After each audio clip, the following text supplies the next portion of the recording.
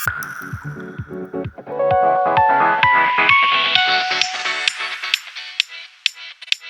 Radio. One is an axolotl. And one is a guppy. Welcome to Mizu no Naka Radio. Wow! Hey!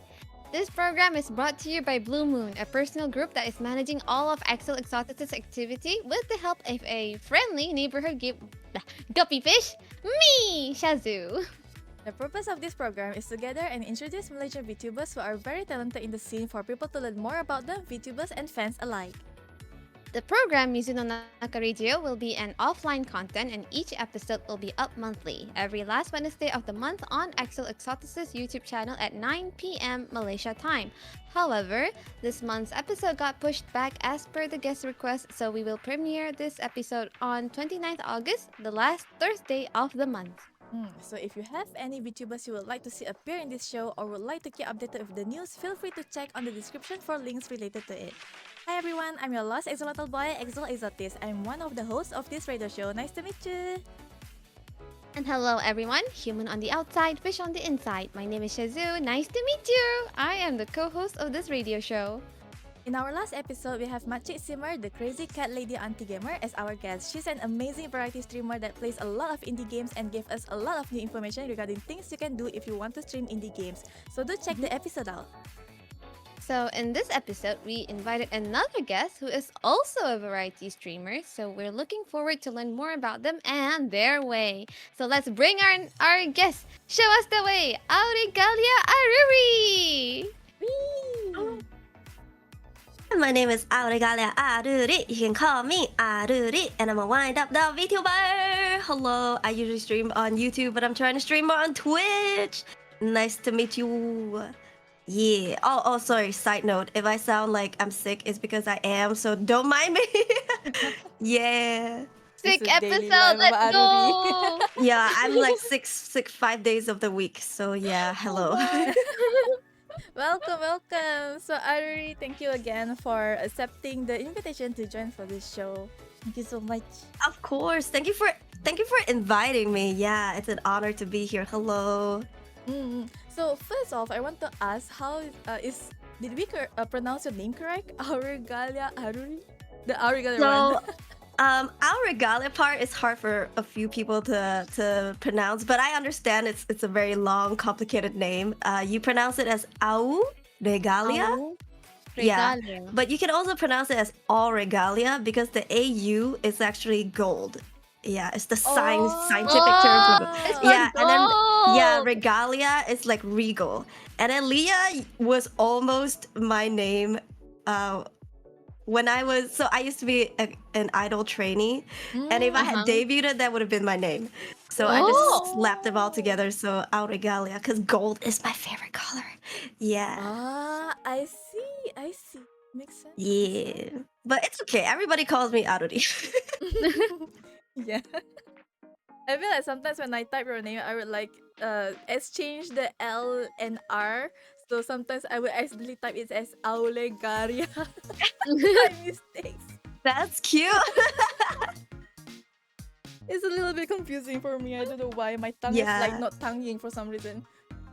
It's okay. I hope now that you know the meaning of the surname, it helps you better. But I still would call you Aruri. Yeah, just call me Aruri. Some people, they can't pronounce R's too quickly, like back to back. So they just call me Ru. Yeah, Ru is okay too.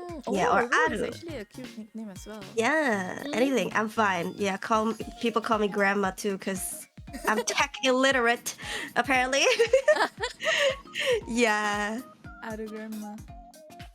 Yes. Aru Call me grandma. that every day. My viewers call me that all the time. Listen, I even have like a dinosaur emote. I'll send it to you later, but yeah. Ancient Aruri. Yeah. Alright, so I guess we have warmed up to each other a bit. So I think we're ready to move on to the next section. So let's bring up Aruri's profile board data. Bye-bye. Auregalia Aruri is a wind-up doll VTuber well known for her interesting background, wide variety of content, and exceptional talents. As one of the successful indie VTubers in Malaysia, Aruri has taken a huge part in attracting global attention to the Malaysian indie VTuber scene. Mm, Wow. this- Thank you. Mm. You know, when I was still in my past life, I think about 20. You debuted around 2022, right? 2022. Yeah. So I wasn't that aware of what's happening in the Malaysian VTuber scene. But you're one of the VTubers where when you pop up, I notice you immediately. Is it because my hair? It's so obnoxiously bright. That and also like because your design as well. Your design kind of stand out a Mm. lot compared to like most of the indie VTubers in Malaysia. Thank Mm, you. You mean like my main outfit, right? Like this one? This one? Yeah. Because I feel like indie VTubers in Malaysia tend to have like a very basic design. I mean, look at me. I'm wearing a shirt and a hoodie. It's like a very basic design. So not many indie VTubers in Malaysia have like a very detailed design like yours. So you stand out a lot when you first started as an Thank indie. you. Yeah, I actually spent so this model was in the making for almost a year, starting from the designing phase to like the rigging phase, because my artist and rigger is the same person, Zephyr, an Indonesian, super talented. And in the designing process, because I've been a VTuber before, so like I was in an agency VTuber, so I actually had a lot of, I guess, experience with like look at designs. I've met lots of people. I've seen kind of the market for outfits, and I wanted something pretty unique, but at the same time not too crazy. So yeah, that's why in the designing phase we kind of worked together, my papa and I, to come up with this something that's eye-catching. I think that was the most important part, hence the hair color. Yeah. It's not a pink. Not pink, right? Or is it like pink, purple kind of? It's hot pink, and then there are some neon blue highlights with the I guess the shadow. Can you call it shadow? It's like purple. Yeah, but the highlighting part is my papa's signature. He uses a lot of neon colors, even for my shoulders, my booba shininess, all of that. Yeah, it's his trademark, especially the diamond on the nose. Yeah, so that one was on his part. I handpicked my hair color, and I was like, I know it's a crazy bright color. Can you make it work? And when he painted it on, he was like, oh, it actually surprisingly worked. So we just stuck with it. And your life today, Papa, is a very amazing. Yeah. So let's move on to the bar. So your name is Auregalia. Auregalia Aruri. So you already explained a little bit of your name just now, but aside from that, do you have any more histories that you want to like explain? How did you come up with the name, especially the Aruri part? So I did a lot of marketing for myself in an agency. I realized it's very important to get a unique name. So in terms of Aruri, before I set this name for my model and for my branding, I Googled it to see if there was any other VTuber called Aruri. At the time, there was none. I mean, now there's one, but it's not their first name. Like they're called something else, Aruri. So, but at the time there was none, and I guess now I still call myself Aruri VTuber, because I was the first and only one for I think over 1 year. Yeah, so for me, in terms of branding, I thought it was very important. So I came up with about 10 names, and I Googled all of them, and this was the only one that didn't have any other VTubers using the same name. Yeah. Because it's very important. Like, if you want to call yourself, I guess to me, this is a business, right? It's my brand. It's my bread and butter. I don't want to call myself a very simple name so that when people Google, they can't find me. You know, imagine calling yourself like McDonald's, right? And when people Google McDonald's, they're not gonna find you. You know, they're gonna find so many other things, especially the chain, the food chain. So for me, it was very important because I do appearances and I at the time did plan to do appearances in public like conventions and stuff. I wanted people to easily Google me and just type like Aruri Vtuber, and then I would show up. So that's why I came up with this name and I stuck with it for forever. I see. Mm. Oh. I mean, I did put like some sort of thoughts into my name. I did Google my name a little bit, but Axel is actually pretty common in the VTuber scene. So when I was like coming up with the name, my brother came up with the Exotis part. So I was like, maybe that works. So maybe that can differentiate me a little bit. Yeah, for me, I guess my idea was to not go with the last name, like just to be Aruri by itself. A lot of people do that. But at the same time, I was worried that there would be a bigger agency that just call their like talent Aruri. Then I would be, like Effed up. effed up. So I like imagine if like Whole Life and Nidisadu came out with a VTuber called Aruri, then I would be drowned out, right? So I thought, you know what? How about I give myself a last name, but I don't really promote myself with the last name. I still, every time you see me on a page for a convention or whatever, I'm still Aruri mostly. Yeah. So yeah. So your last name is basically like indicator on which Aruri is this. Yes, but I don't actively promote with it. Like if you look at my social media posts, the hashtag that I use is always Aruri Vtuber. Yeah. Actually, a good Got choice. it. Yeah. Actually, yeah, I'm gonna also do that. I'll start using Syazu VTuber from now on. Yeah, because Syazu sounds pretty unique, right? If you Google Syazu VTuber and you're the only one that pops up, if you're not, then promote the heck out of yourself to be the one. Yeah, that people find. Yeah, claim the name. Yeah. It real quick. Yeah. I see. So, were you before you even joined in an agency? Were you doing any VTubing activities before that, or? No, I didn't even know what VTubing was. I never watched a VTuber. I think I saw like 2 clips of VTubers. I think it was like Korone and Coco, and I did not know what I was looking at. And before this, I was a K-pop idol trainee. So like, it wasn't like we didn't have access to the internet, but you can understand like my niche was in anime. I've watched anime like, I don't know, a decade ago, but then when I started training, you barely have time for yourself. So I didn't really watch anime or anything or follow the anime culture. So when I first saw the audition page, I was like, they were looking for an idol.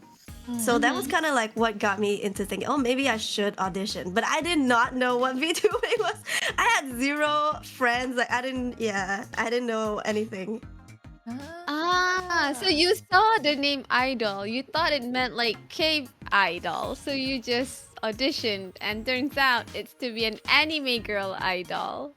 No, I kind of had an idea that it was about like people streaming behind a persona, but that was kind of just a very shallow idea. I didn't know the logistics, how you would do it.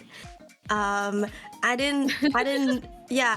think I only watched 2 clips of like how they do it to be like, oh, okay, I think I can make this work. But I had like near 0 knowledge at the time.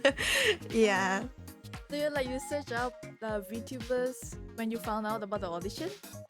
No, so I had already moved back. This was pre-COVID. I had already moved back. I lived in Korea for almost a decade, and then I moved back to Malaysia. I had a job at the time, and I was just looking for some side gig to save up some money. And then my friend was like, "Hey, why don't you audition for this company?" Because it was quite a big company, and they're doing like some idol thing with VTubers. It's a local company. Why don't you try? And I was like, what is this? So my friend recommended it. And what's worse was that it was like 2 or 3 days before the deadline of the audition. And I had like 2 days to look at what the heck it was about. I sent in my audition like 30 minutes before it ended or something, Oh and then I my got a call back god. like in 1 or 2 days. Yeah, but it was really funny because I had no idea what I was doing. Oh, that's actually quite impressive. Yeah, Yeah, very. I Very used the VTube Studio like model, you know, the one with the ribbon. basic. Yeah, Yeah, yeah, yeah, yeah, yeah, yeah. yeah. And I just kind of sat in front of my phone and recorded it. Oh, Yeah. wow. Really takes like you do with what you could with what you have to the next level, you know? You don't have to True. wait for fancy gear to audition. If you got the That's talent, true. just go for it. I Mm-mm. think a lot Mm. of people they hesitate. They think that, oh, I don't have everything prepared to do it. For me, it's like you miss every shot you don't take. You know, while you're Mhm. preparing, why don't you just take the shot? Who knows? You might just get it. Like I did. I didn't know what I was doing. Yeah. Just have to do it. Think later. Do Mm. it first.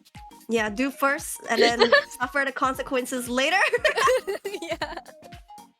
So your debut date is on the October 29th of 2022.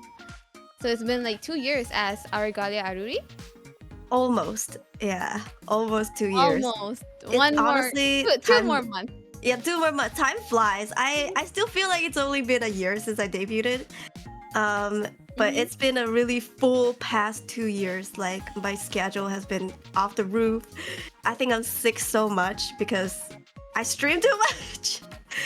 But yeah, honestly, time really flew by. It doesn't feel like 2 years, but yeah, October 29th, 2022. Did you stream every day? Almost. Yeah. I can show you my schedule later. I usually in a month I only take like one day off every week or every other week. Yeah. Okay. Are you doing VTubing full time right now, or do you have a full time job and then this is like your side job? Streaming is my full-time job. Yeah. At first it Ah. wasn't. So when I first debuted as Aruri, it wasn't my full-time job until January 2023. Yeah. So for about like 3 months, 2 months ish, I would say, I had a full-time job, but let's just say TLDR, that boss scammed me out of my own salary, like didn't pay EPF, all that. Oh, damn. Yeah, so I mean, I left so fast, and then my viewers really showed up.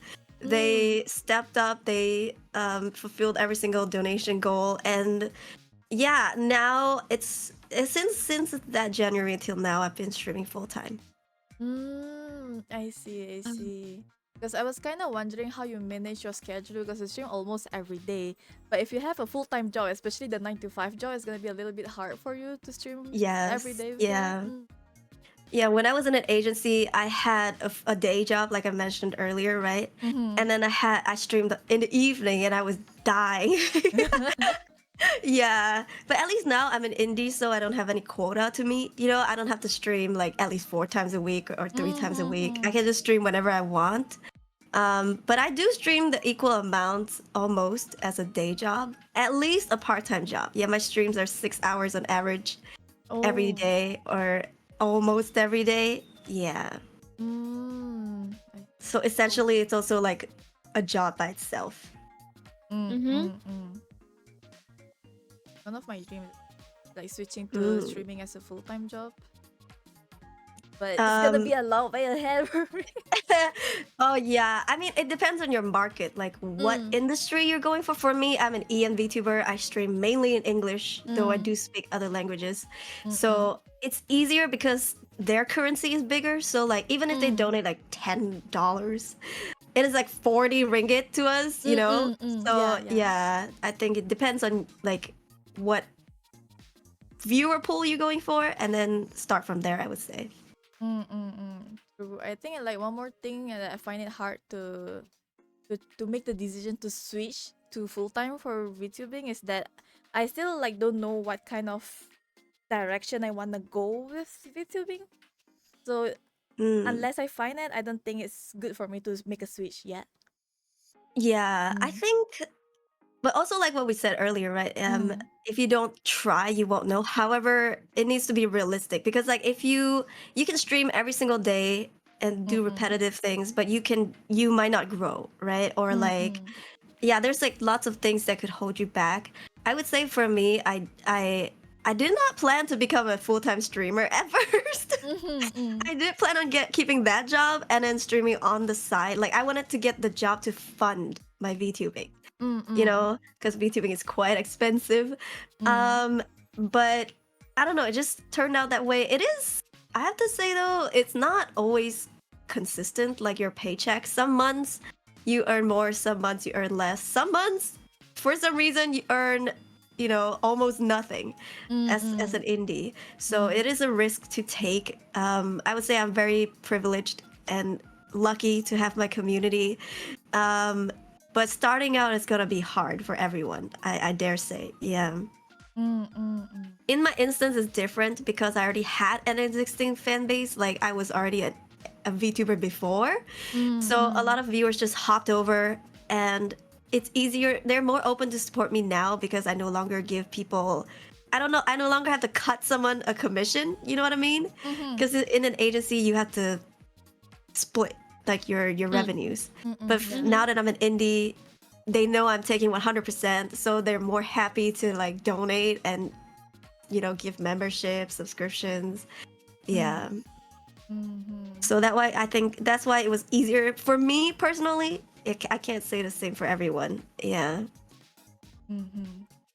But you're a variety streamer, right? So what kind of streams do you usually do? I do gaming mostly, but my viewers have lately been enjoying a lot of like Reddit storytelling. Like I love horror stories, so I would always like do all that stuff. But also we do like Aim Out the A-hole. That's also a very fun subreddit.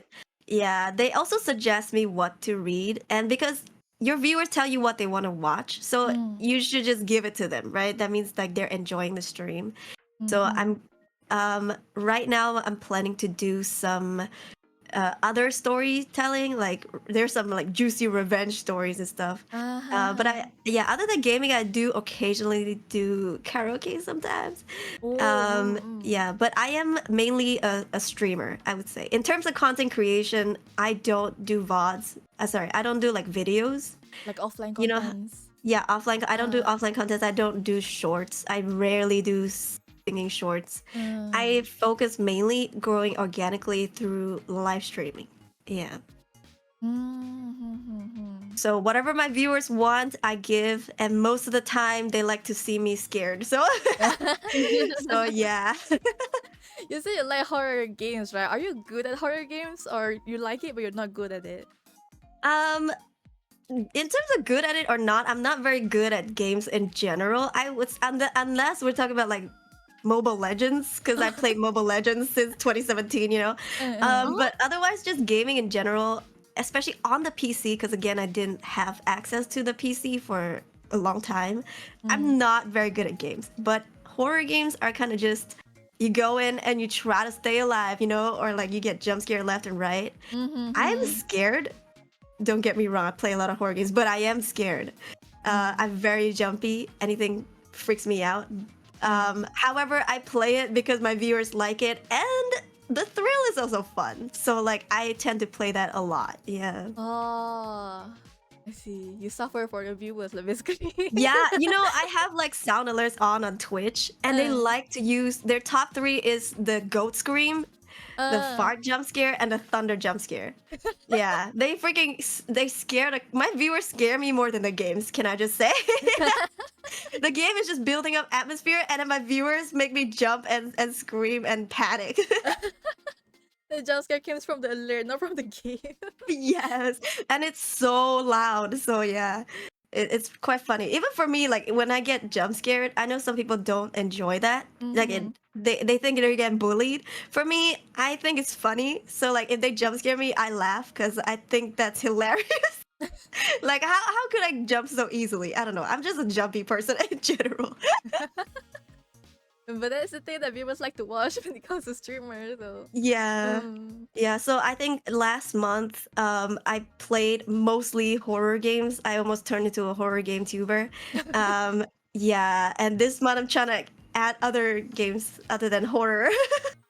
Yeah. Mm. So when it comes to like stream that let's say you're doing a Reddit stream, right? Do you have any like specific planning do you do for that kind of streams? Or you just collect all the stories that you want to read and then just read it on stream? So what I do is I share the window for my Reddit on stream, and then I just zoom in to the point where they can see the words and read along with me. I think it's quite boring, at least for me personally, when people don't show the text on stream and they just read it out, because not everybody has the ability to listen to someone yap without reading. You know, you can tell a story, but if you're reading a story out loud, people might not be able to follow as opposed to you showing it on stream, right? So I tend to like doing that. And then in terms of stories, I don't choose beforehand. I just click as I see them. Yeah, and then we'll review, me and my viewers will review like, is it a good story, or was that scary, or was that funny? Yeah, and I like to do vertical streams for the storytelling. Oh. Yeah. So usually I would dual stream. I usually, especially for games, I stream on YouTube and Twitch at the same time. But because Twitch doesn't have the shorts option, you know, so like you can only do like horizontal streams. So when I do vertical streams, unfortunately, is only on YouTube. But it is the meta. Yeah, it is the meta. So when you do vertical streams, you get lots of viewers, and people can play it on their phone like a podcast. Because it is kind of like a podcast, like storytelling streams. So yeah, I think in terms of preparation, I do that more. Like I prepare like a vertical stream instead of a horizontal stream. Yeah. Oh. I can try that out. I never tried vertical streams before. Oh, you should. I mean, if you post shorts right now, it is all the hype. Like you can easily get famous or like go viral through shorts, right? And some brilliant person, I don't know who, figured, hey, you could do shorts live streaming too. So easily, if you look at anybody's short streams, usually they get more views than their regular streams. Yep. Yeah. Oh.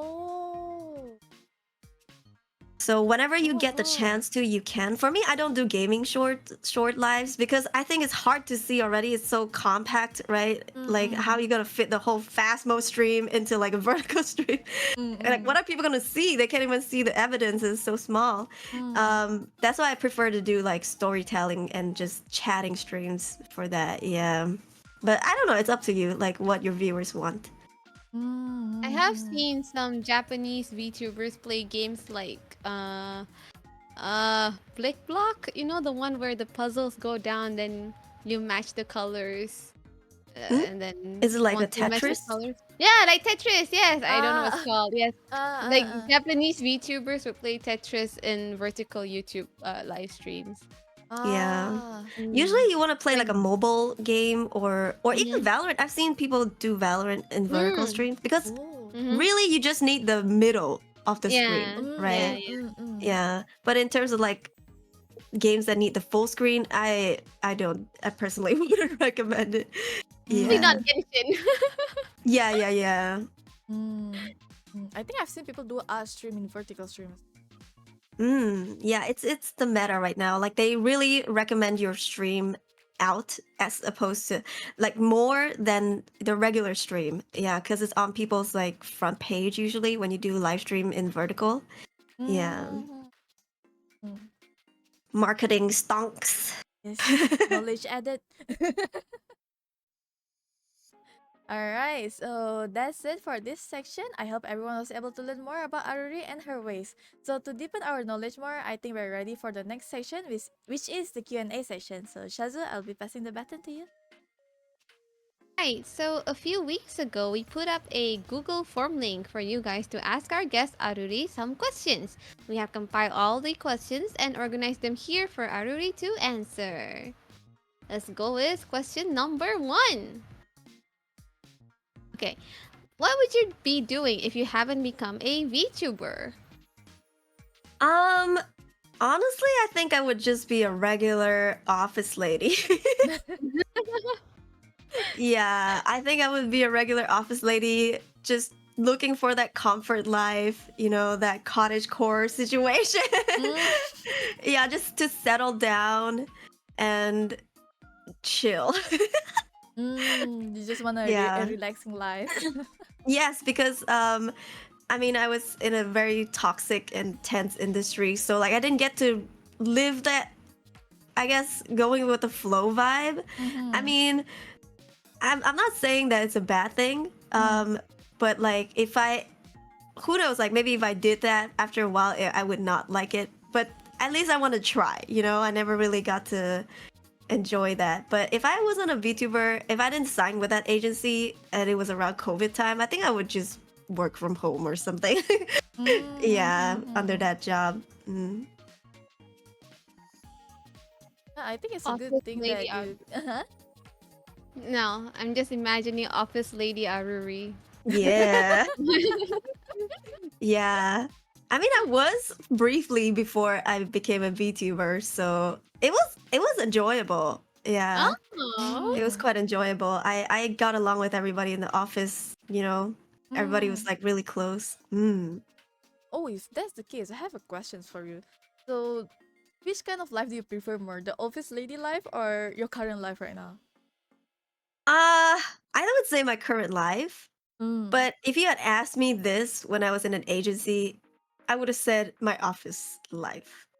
Yeah, Ah. because it was like now I'm free, right? I'm my own Mm. boss. You know, Mm-mm. as much as income can sometimes not be consistent, I have the freedom to stream whenever I want, and at any time I want, and I could sleep during the day and wake up at night. Mm-mm. So I think, yeah, I'm doing a very privileged job. I'm not saying it's easy. Content creating is not easy. Mm-mm. There's a lot of work, but I will definitely prefer this than having to go to the office every day.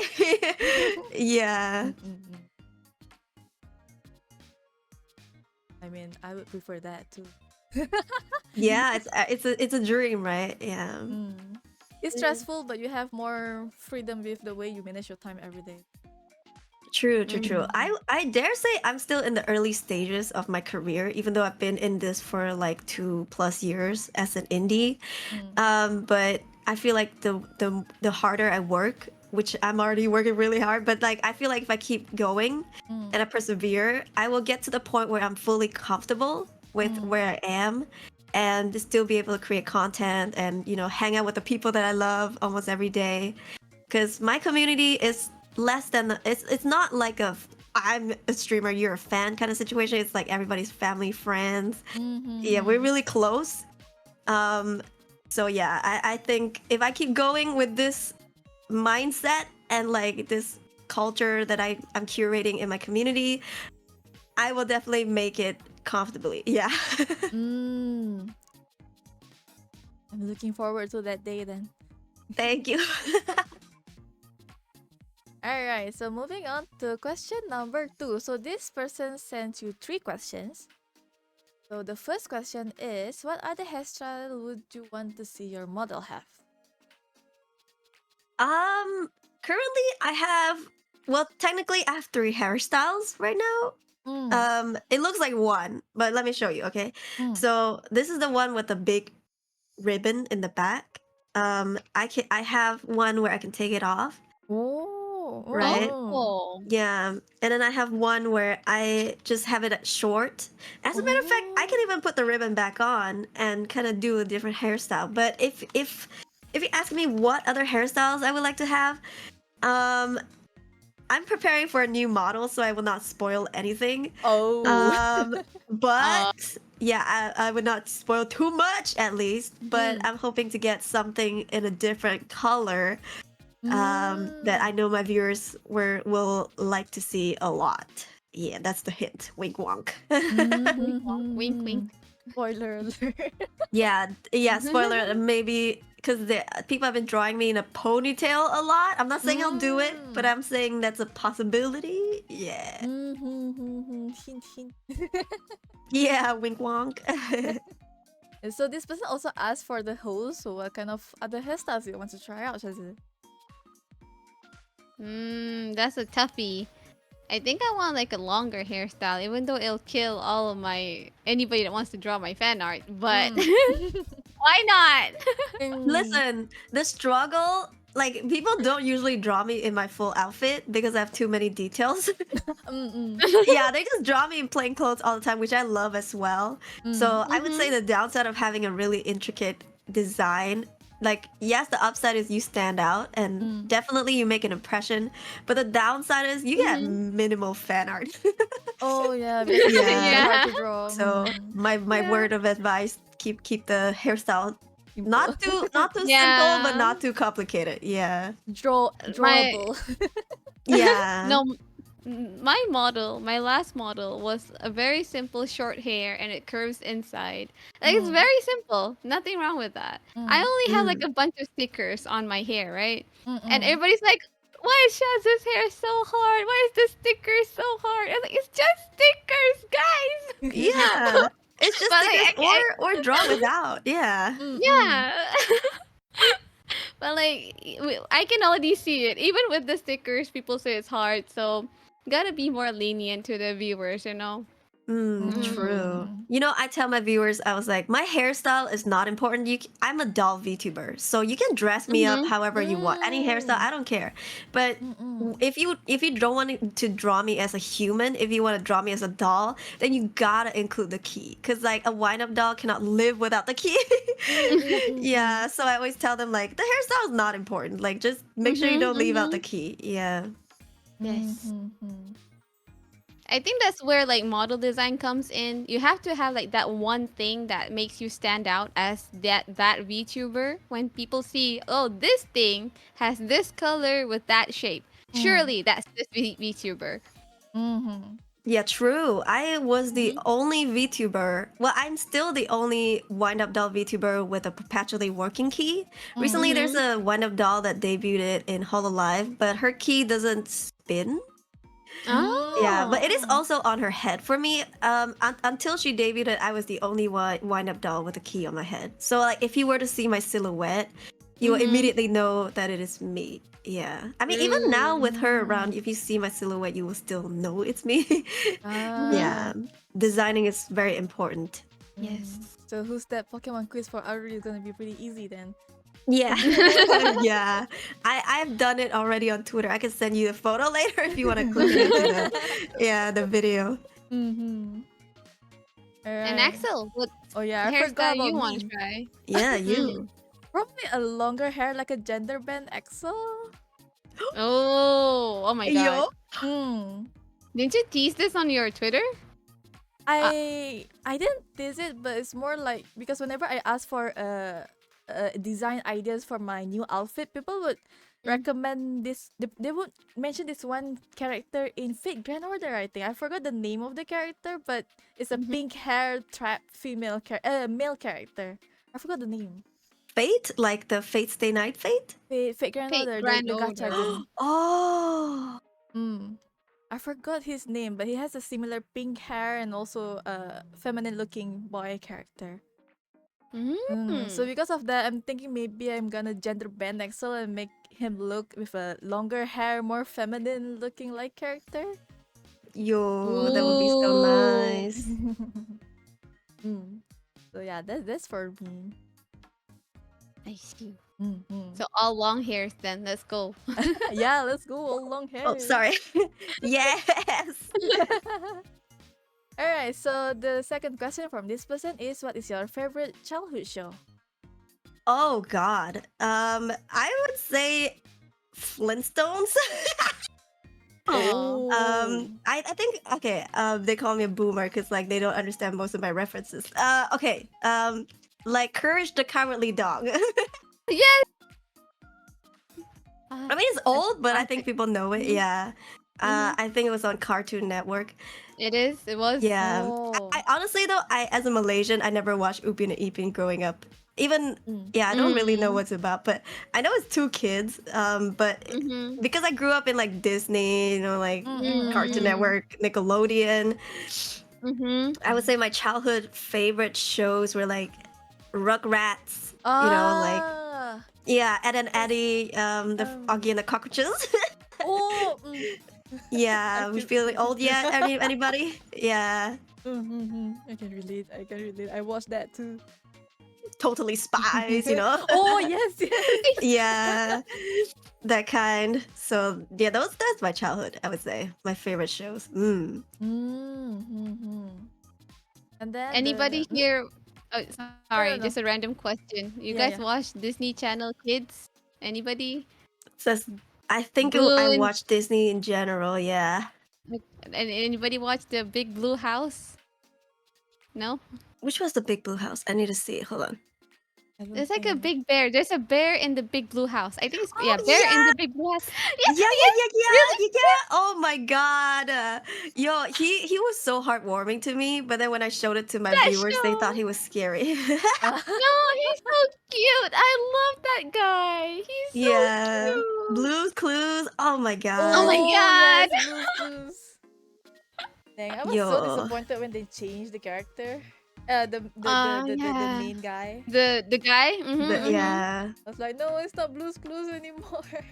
Do you guys remember there True. was like an art show? I think it's called Art Attack or Yeah, something. Art Attack.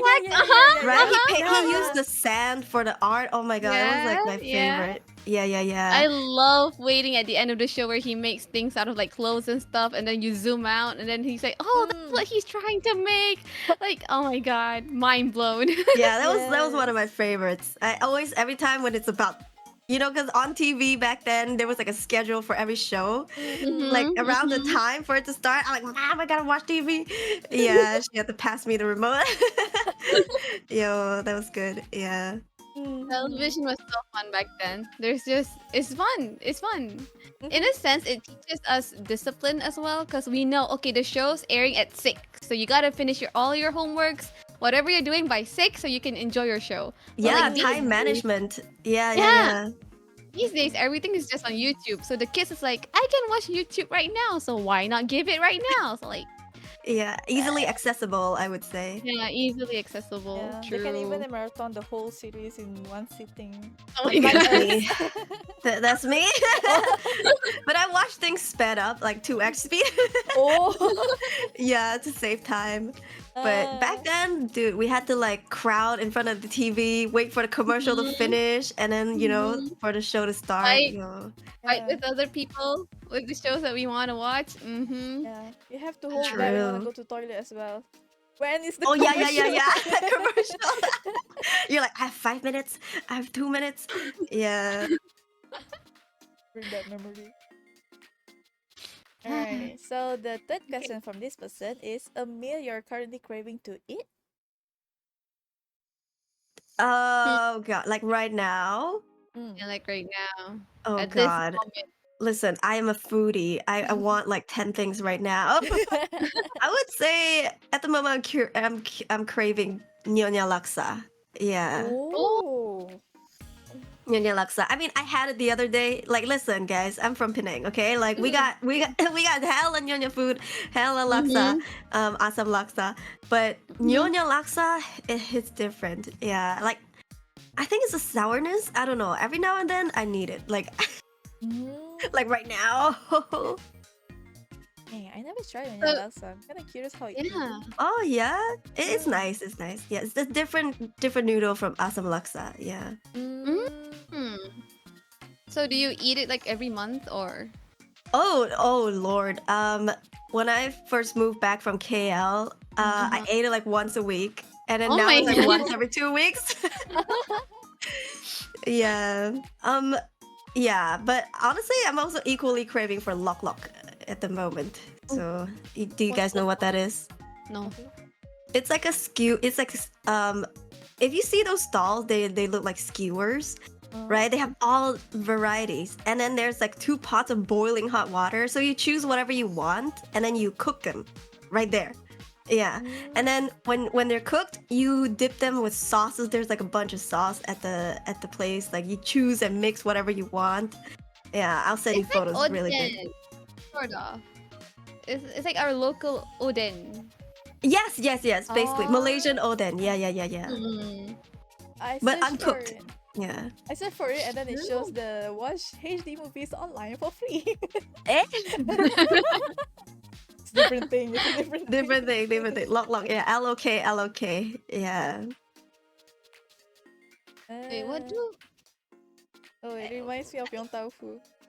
Yeah, Yeah, Yong yeah, Tau yeah. Fu. Similar, but Yong Tau Fu, they have it not on skewers, and then they will like boil it for you or like Yeah, blanch it, I yeah. guess. Mm-mm-mm. Yeah. Yeah, same, same. This one is just in skewers. And then how they calculate how much it is at the tip, like at the very end of the stick. Mm? They have different colors for the stick. Oh. Yeah, so they will count according to how much it is. Like, for example, the pink would be like, I don't know, like 1 ringgit. And then blue would be like 1 ringgit and a half. Then they'll add it up and then charge you. Yeah. It's like how sushi have the different colors for each plate. For the Yeah, prices. yeah, exactly, exactly. But this one is skewers. Yeah. Mm. Huh. Hey, looks. Yeah, it's so good. Let's go, Syazu. Time for food. Okay, yeah, time. we have oh yeah, let's go. Come to Penang. Food haven. Actually though, I don't think I've been to Penang just to eat stuff. It's always like family. My family's not a big foodie pretty much, so we go there for the beaches and whatnot.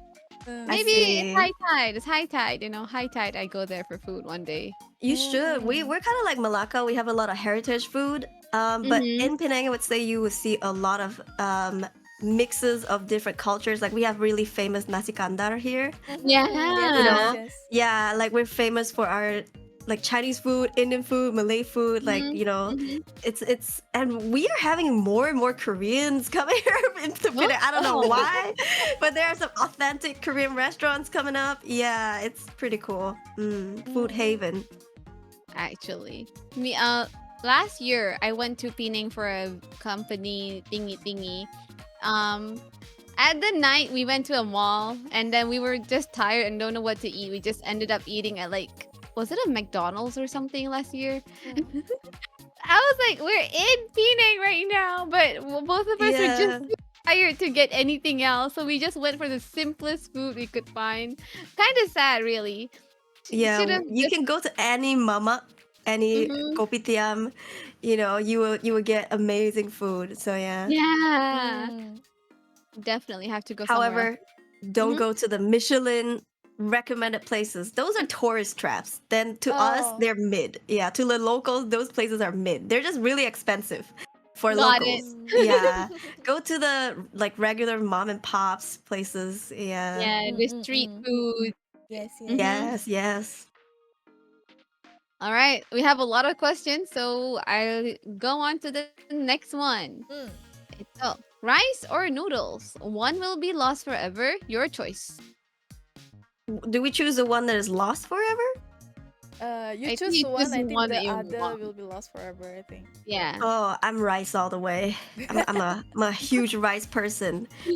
Yeah, and my family calls me in Chinese. They call me fan tong. Fan tong is like like a rice cooker, or like I guess like a bucket of rice. Yeah, because I just eat rice all day, every day. I eat a lot of rice. I love rice. I see. Yeah. Is there any difference between the rice you eat here and the rice you ate in Korea? Oh yeah, definitely. I think rice in Korea, they are glossier and they are very like individual. I would say rice in Malaysia, it's more mushy, it's more sticky, like they kind of stick together. And not in terms of like the Japanese, there's lots of Japanese rice that would stick together. But not to that extent, but it's definitely like more mushy than the Korean ones. I prefer the Korean ones, but there are people who prefer the Malaysian ones, like my mom. Yeah. Because to them it's drier. I like dry rice. Yeah. Yeah. I see. Rice. Can't live without them. Facts. I don't know. Oh, you just gave me an art idea. I should commission. Aruri in a rice bucket. That would be cute. Alright, so next question. If you could create your own anime, what would be the name of it? Ooh. I think it depends on what anime, what kind. But I can't tell you the name right now, but I would tell you that it would not be ridiculously long like the animes nowadays. Yeah, because I still think I'm quite confident in my marketing skills. I would definitely find a name that is short enough but still unique. Yeah. but Mm. I don't know. I don't know. It's definitely not isekai. I'm not really into that isekai thing. Yeah, What yeah. is your favorite anime genre? Horror. Oh. It is rare, Oh. and I think it's hard to find horror anime. Mm. But other than that, slice of life, yeah. Like Mm. I'm not really into the high school kind of. I'm too old for that.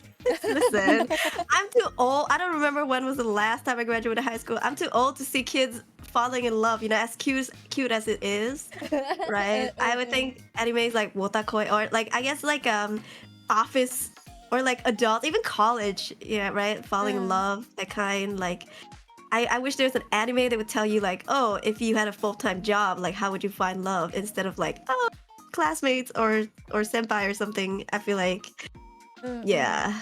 Maybe I'll make an anime of like a regular office lady finding love. Oh. Yeah, just slice of life stuff. Yeah.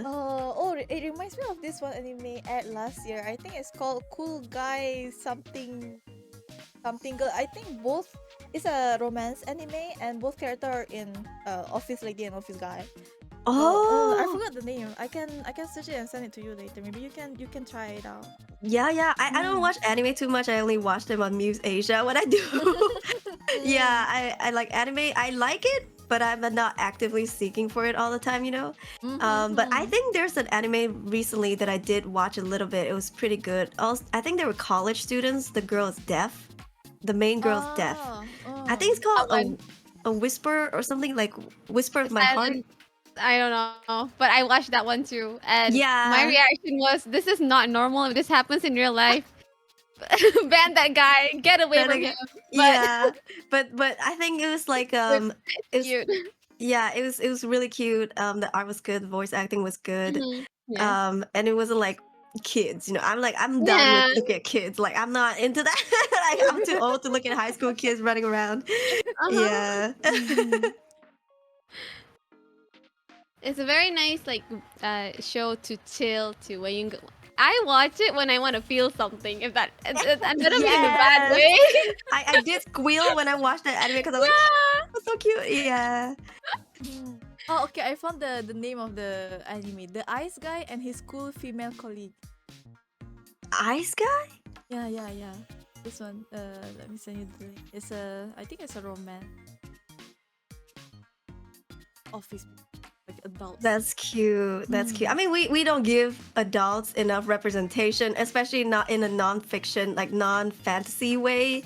Like I think animes these days are very fantasy and like, yeah. I think just make more animes about regular people living regular lives. Give the adults some love. Yeah. People be suffering in offices and stuff all day. Like make us feel something that we can relate to. Yeah. So got the anime link. I sent it. Oh, I got it. All right, the goods are sent, boys. I'm looking at the poster like. All right, so our next question, number 5. There's a lot to this. I will read through everything and then I'll pause and reread each question, okay? Because this person just put everything in one whole sentence. No full Okay, stop. hold No on. comma, no full stop. Okay. The full question is, do you plan or thinking to make cover original music video? Also, any tips to relieve stress mostly on any basis? It could be daily or just something came up and make your stress meter high. Lastly, why you like long-haired dudes? Any specific reason? P.S. I am not planning to be a long-haired person. This is the last. I promise in no doxing way. How tall are you IRL? I mean, you can say the truth, but no one can confirm. I think the tall or short. So no dogs. I don't know if you already said it, but might as well ask again, right? Last, for real, I can't keep promises, sorry, but can you swim like on deep dive or not? Cause you scared of the sea. All right, we go Face. back. Smiley face. Can't forget the smiley face. So the first question: do you plan or thinking to make cover or original music video? The answer is yes. There is an original song coming out. It's a collaboration with a few very talented artists, lyricists, and mixers. But in terms of covers, it is on one of my Donathon goals. I'm going to make a not safe for work cover, and I believe also a regular cover. But it's not gonna happen anytime quite yet because I'm still really strapped in time. Like my life is not all together as much as I try to keep it to seem like it's like that, but it's not. Okay. But yeah, it is definitely coming up someday in the future. Stay tuned. I will have multiple song covers coming out. Yes. But I think people are expecting it because I haven't done a single one yet in 2 years. At least a solo one. Like I did a few group ones and like duets. I did one original song recently for Velocity. The Velo Boys, they hit 100K. Yeah, I think 100K, right? If I remember correctly, I believe. And then we made an original song, which I took part in while I had COVID. Oh my god. Yeah, I sang while I had COVID, and unfortunately I could only do like 3 lines because I was dying. But still, yeah. But in the future, I would say some things are coming up. You stay tuned. Just I don't know when, but it's coming. Yeah. Okay, next question. Also, any tips to relieve stress mostly on any basis? It could be daily or just something came up and make your stress meter high. I would say find your comfort like game or a hobby. I know it sounds very cliche, but it's so important. Like for me, I work almost every day. And again, like I stream long hours, and then after that I have to make thumbnails and stuff. So it's kind of hard for me to find time to de-stress. I de-stress every single day, but I make that a priority. Like if somebody asked me, hey, can you do this recording with me, I would turn it down if it was going to eat into my de-stressing time. Yeah, because my mental health is very important to me. For me, I fold origamis like paper stars. Have you guys ever heard of that? Yeah, I fold that to de-stress, and it's calming to me personally. I know it's not for everybody, but I do that while I binge watch shows in 2x speed. Yeah, that helps me de-stress. Or I play Mobile Legends, Honor of Kings. Yeah, I know it sounds dumb because like it's a very high stress game. It's competitive, right? But it is the kind of stress that puts you, like, for example, I'm no longer stressing about numbers or work. I'm just stressed about the game, and once the game is done, I feel that stress gone. Yeah. So I really recommend, if you like these kind of games, try it out. So like it directs your stress to something else and then makes it dissipate. Yeah. So that's one tip I can give you. It's not for everyone, but it works for me. Yeah. I feel like nowadays people take the having a hobby part a little bit unseriously. Like they think, oh, you're just a boomer, that's why you have a hobby or something. When it's really, really good to have things. When you're doing it, you're not thinking about the thing that's stressing you out. So in a sense, it's helping you with your thought process and whatnot. Yeah, I mean, a hobby can be a game, right? Like for me, it was Mobile Legends. Now it's kind of Minecraft. Like recently, I joined a Minecraft server, and for me to just do nothing aimlessly in the game is pretty relaxing to me because I don't have a responsibility in the game, and I can fully immerse myself into it. If you are into video games, you can play like Stardew Valley. You know, whatever that's calming to you, you can go ahead and do it. Don't care about what people say. Like, who cares, right? People are like, you're wasting your time, but you are not wasting your time because you are using it to feel better? Question mark. Yeah. To like, I guess, regain sanity from really stressful days. Be unapologetically, like bold with how you take care of yourself. You don't owe anybody anything, right? So like, if you think that, you know, as stupid as origami sounds and as wasteful as people might think it is, do it because it makes you feel better. Like people can Yeah. say what they want. Like it's fine. Everybody has their own thing they're doing. Just focus on Mm. yourself. Yeah. Hi. So the next one. Why do you like long hair dude? Any specific reasons? Uh there's this ongoing thing I'm not into long hair dudes. I'm into long hair Okay. anime dudes. There's a difference. Got Ah. it. Okay, got Yeah, it. yeah. Got it. I'm into long hair anime dudes. Like, if you want to guess, if you want me to tell you who my first crush in Naruto was, it was Orochimaru. God. Okay. Yeah, he because of his long hair. I don't know. He was sultry, right? And I was like, damn. But I don't know, something about them. Maybe it's the way the hair flows or something. Is very attractive. Like I look at Sinbad with his long Okay. hair, right? And Uh-huh. I'm like, God damn, Zaddy. I'm not saying short hair characters are not attractive, but long hair characters, they just have that sass to them, you know, that jazz, that zhuzh. Like when you look at them, there's a lot going on, and I like it. Yeah, I can't really give you specific reason why. I just the heart goes where it wants to go.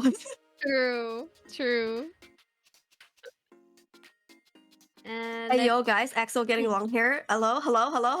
hey, hey, Oh, Ayo, ayo. guys, yo. who Fan about art's to be coming up. Aruri's new crush? My new Oshi, hello.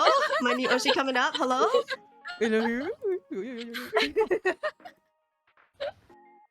Better watch out, guys. Yeah. Eto, and then, how tall are you IRL? You can say the truth, but no one can confirm. I'm the same height as Aruri, 158. But people who have met me in real life beg to differ because they think I'm shorter. But I can tell you every time I go to the hospital and for checkups and stuff, I'm 158, okay? I'm either 157 or 158. Like I don't know, I shrink sometimes. Yeah. So I mean it's not like people can't confirm. I do meet people in real life in conventions. But I don't know. You tell me. If you meet me in real life, you tell me if you think I'm 157 or if you think I'm 15, I don't know, 4. Yeah. In my opinion, I don't think 157 is short. I think it's pretty tall. You think? I think I'm average. Yeah. Yeah. And then, last, for real, can't keep promises, sorry, but can you swim like on deep dive or not because you're scared of the sea? So I have thalassophobia. I'm afraid of open ocean, deep sea. The answer is no. I will have a panic attack. And listen, if I just swim in a pool with It's a fine. dark bottom, I will feel scared. Because I think my fear comes from not knowing like what's in the ocean, right? And if it's dark, if it's I guess the deep sea, anything can come and get me. But I used to be a competitive swimmer. So pools and stuff, I'm fine. Like I'm not afraid of water. You know, I drink water, I shower, I take baths. I go to swim, and that's fine. But not at the beach. Yeah, I can't. Anything. I will not go to the beach or a lake or a river. Yeah, I will not. Like even for a stroll or a picnic, you won't go there?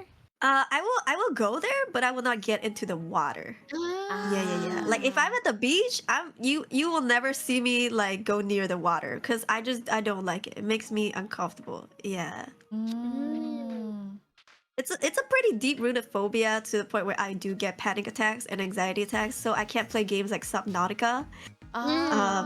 Yeah, my Minecraft water, it looks very specific and detailed to me. Like not detailed, but like tweaked to my viewing, my comfort.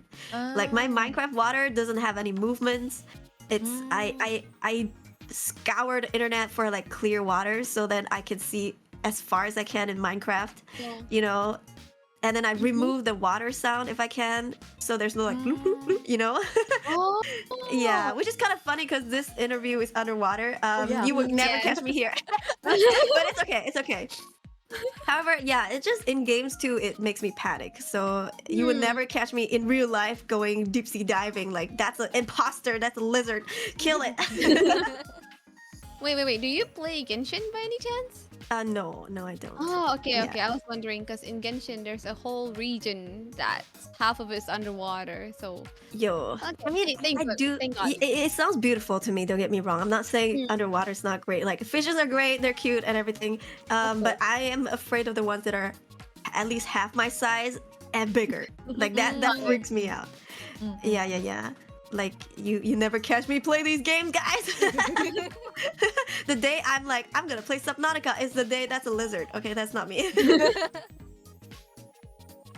All right. I think now we can safely move on to the next question. Yes, the next question is also pretty long. I think it came from the same person, so I'm just gonna read it first and then I will cut to each question. So it starts with most embarrassing things you do in your entire school life. Also, do you experience doing dine and dash? Last, did you try to skip classes so that you could hang out with friends or just skipping classes in no specific reasons?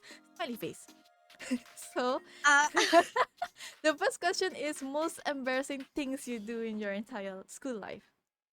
um, honestly, my school life was pretty pleasant. Like, Mm. I'll be honest, if I could go back to a time in my life, I think I want to go back to my school days. Mm. My teachers were great, my friends were great. I don't think I could imagine, I don't think I remember any embarrassing moment. Yeah. Outside of school, definitely, but inside of school, no, yeah. Well, if you talk about outside of the school, but I was still a student, I would Mm. say like there was one time I performed at a mall because I used to Mm. sing and stuff. I used to be a performer, right? Mm-mm. I remember singing Ailey's Heaven. It's a very phenomenal song. Whoa. Yeah, Mm-mm. that used to be my go-to performance song. And I was belting, and everything was great. The crowd loved it. And then when I pulled back, because you know when you belt, you pull your mic away so it doesn't peak, right? And you also give that like echoey vibe. And when I pulled my mic back in, I did it too quickly. It I hit. I hit my tooth, and you just hear a thunk. I mean, it didn't hurt or anything. It was just like I mean, I think people went, oh, and then I just laughed it off and I kept going. But it was kind of funny. It was like an embarrassing moment where because of that one time, I now never do that so extremely ever again. Because I'm like, what if I'm gonna hit my teeth again? Yeah, it was kind of funny because there was it was in a mall, right? Like it was open for everybody to see. It was, yeah, like I think, but I laughed it off. Like I would like to think I'm a jolly person, so I kind of just like, oh, it's a funny moment. Yeah. Alright, so next one, do you experience doing dine and dash? No. This is a crime, guys. Yeah, it is a crime. But like I'm such a goody two shoes. I'm a very by the book person. I would like even want to pay before I even like, leave or I would want to pay before I would start to eat. In Korea, you eat first and then you pay at the counter. However, there's also a lot of those automated like machines. They don't use people to take your orders. So you go up to a machine and you order stuff, kind of like a kiosk. I love those places because I'm like, I just eat and I could just go. I don't have to worry about not paying. Yeah, but that I've never done it. Like I cannot imagine me doing it. Yeah, because I'm so like, take my money. So I don't have to stress about this. Okay, next question. Did you try to skip classes so that you could hang out with friends or just skipping classes in no specific? No. Again, I'm by the book. I used to be a assistant class president for like 4 years in high school. So like I'm very goody two shoes, right? But because we were class president, we had the privilege to walk around school at any time. Like if the teacher wants you to take something from their desk, they will ask you to go down to the office to do it. So I have kind of skipped classes in that way. Like I would go take the long way to the office. Yeah, just to, catch a breather from class. But otherwise, no, I never skipped classes. I've never ran away from home. I never snuck out or anything. Yeah. Yes. Sorry to disappoint you guys. I'm a goody two shoes. I'm not good at studying, but like I have very strong morals. Aruri was a Yeah. good kid back then. Yes, though my grades were bad because I was pursuing music, but I was good. I was a good student. Be like Aruri. Yeah. yeah. I mean, like, study harder than me. Yeah. All right. The next question, number 7. What made you decide to pursue idol as a profession? What were the struggles and highlights on pursuing? And would you recommend others? So again, I said like I used to perform a lot. So I think I've been singing since like single digit age. You know, like I've been a Oh. performer for like a very very long time. And you know, when it's the thing that you enjoy to doing the most, because like whenever I sang back then, I felt like I was on air, like I was flying. You know, it was so, the serotonin would eat me up, and I just really want to do that. So I was really young. I think when I was 13, so I knew about K-pop really early. But when I was 13, I decided to pursue that specific industry when it comes to music and singing. I have been scouted. Before that, I was scouted by an American company. I'm not gonna say which one, but let's just say they managed one of the leading singers in America. I turned them down because I didn't want that. It wasn't like my vision, you know. But then when I decided to go for K-pop, it was because my favorite group, TVXQ, Oh. I was going through a really tough time in, I guess, in general, because I'm the middle child. So like the middle child syndrome is a lot, right? Yes. I have an older sister and a younger brother. So I was going through some dark times mentally, and K-pop saved me from that, especially TVXQ. And I was like, if they can do this to me, I want to do that to others too. So like I began to use my singing for that industry. I self-trained at the young age of 13, and I would go for auditions every year. Fly to Korea during like school holidays, which is like what, like October, November, December, right? Just to audition and fly back, you know. And I think the motivation was that I wanted to give life to people that felt like there was no other way, because that was me. Yeah. So like I wanted to be that person. But if I could talk about my experience, it's I can't say this the same for every trainee out there, but for me it was a really negative time. It was a very toxic industry. I don't know. For me, like basically, I didn't know what I was signing up for. I just wanted to be that idol for people. So when I went in and I learned about the ugly truth of the entertainment industry, it made me even worse. Like I was there to give life to people, but it was draining the life force out of me. Yeah, like every single day, I barely got sleep. I barely got to eat. You know, like They monitor your weight and stuff, right? Yes, they do. So I gain weight easily, but I also lose weight easily. But because I gain weight easily, and honestly, I'm not afraid to say this. I say this a lot. In my family, we're bottom heavy, so you know we got that booty going on, like we got the hip bone going on. When you have like bigger thighs, if I were to show you my photos back then, you would not think that I'm fat. But in that industry, they would pinch me at places where they think I was fat and tell me like, you gotta lose weight, you know, or like, hey, you gain weight. Yeah, like, or you know, I actually almost lost my life a few times in the industry because of the diet, because I had to lose weight fast. So like I had to go on liquid diets, and that means like no solid food. Yeah, and I was on that for a month. There was a time where I was on that for almost 3 months, where I could only drink, like I could drink anything. The rule was I can drink anything as long as I don't chew it. So like basically if I were to drink like chicken soup, like if I were to eat chicken soup, I can drink the soup, I just can't eat the chicken. You know, I could drink milk, juices, heck, even baby puree. I remember I was so hungry, so desperate. I went out to buy baby puree just to like gulp it down. And you know, it's like you can definitely eat if you want, because I lived alone. I didn't live in a dorm or anything. Like my dad paid for my apartment, so I didn't have to share the space. So I didn't have people monitoring me, right? So they tell me like you can eat whatever you want. Like you can cheat on your diet if you want. But if you gain weight during because we have weighing sessions every week, if you gain weight, then you're out. Like your success is up to you. And because of that mentality, I grew an eating disorder. Like I was bulimic. Like if I were to eat something, I would want to throw it up. I never actually put fingers down my throat, but I would physically feel nauseous where I have to throw it up because my brain is telling me like I can't eat this. Right? Like, so I definitely did not do cheat days. And because I lived alone, I passed out in my apartment before and nobody would have known if I died.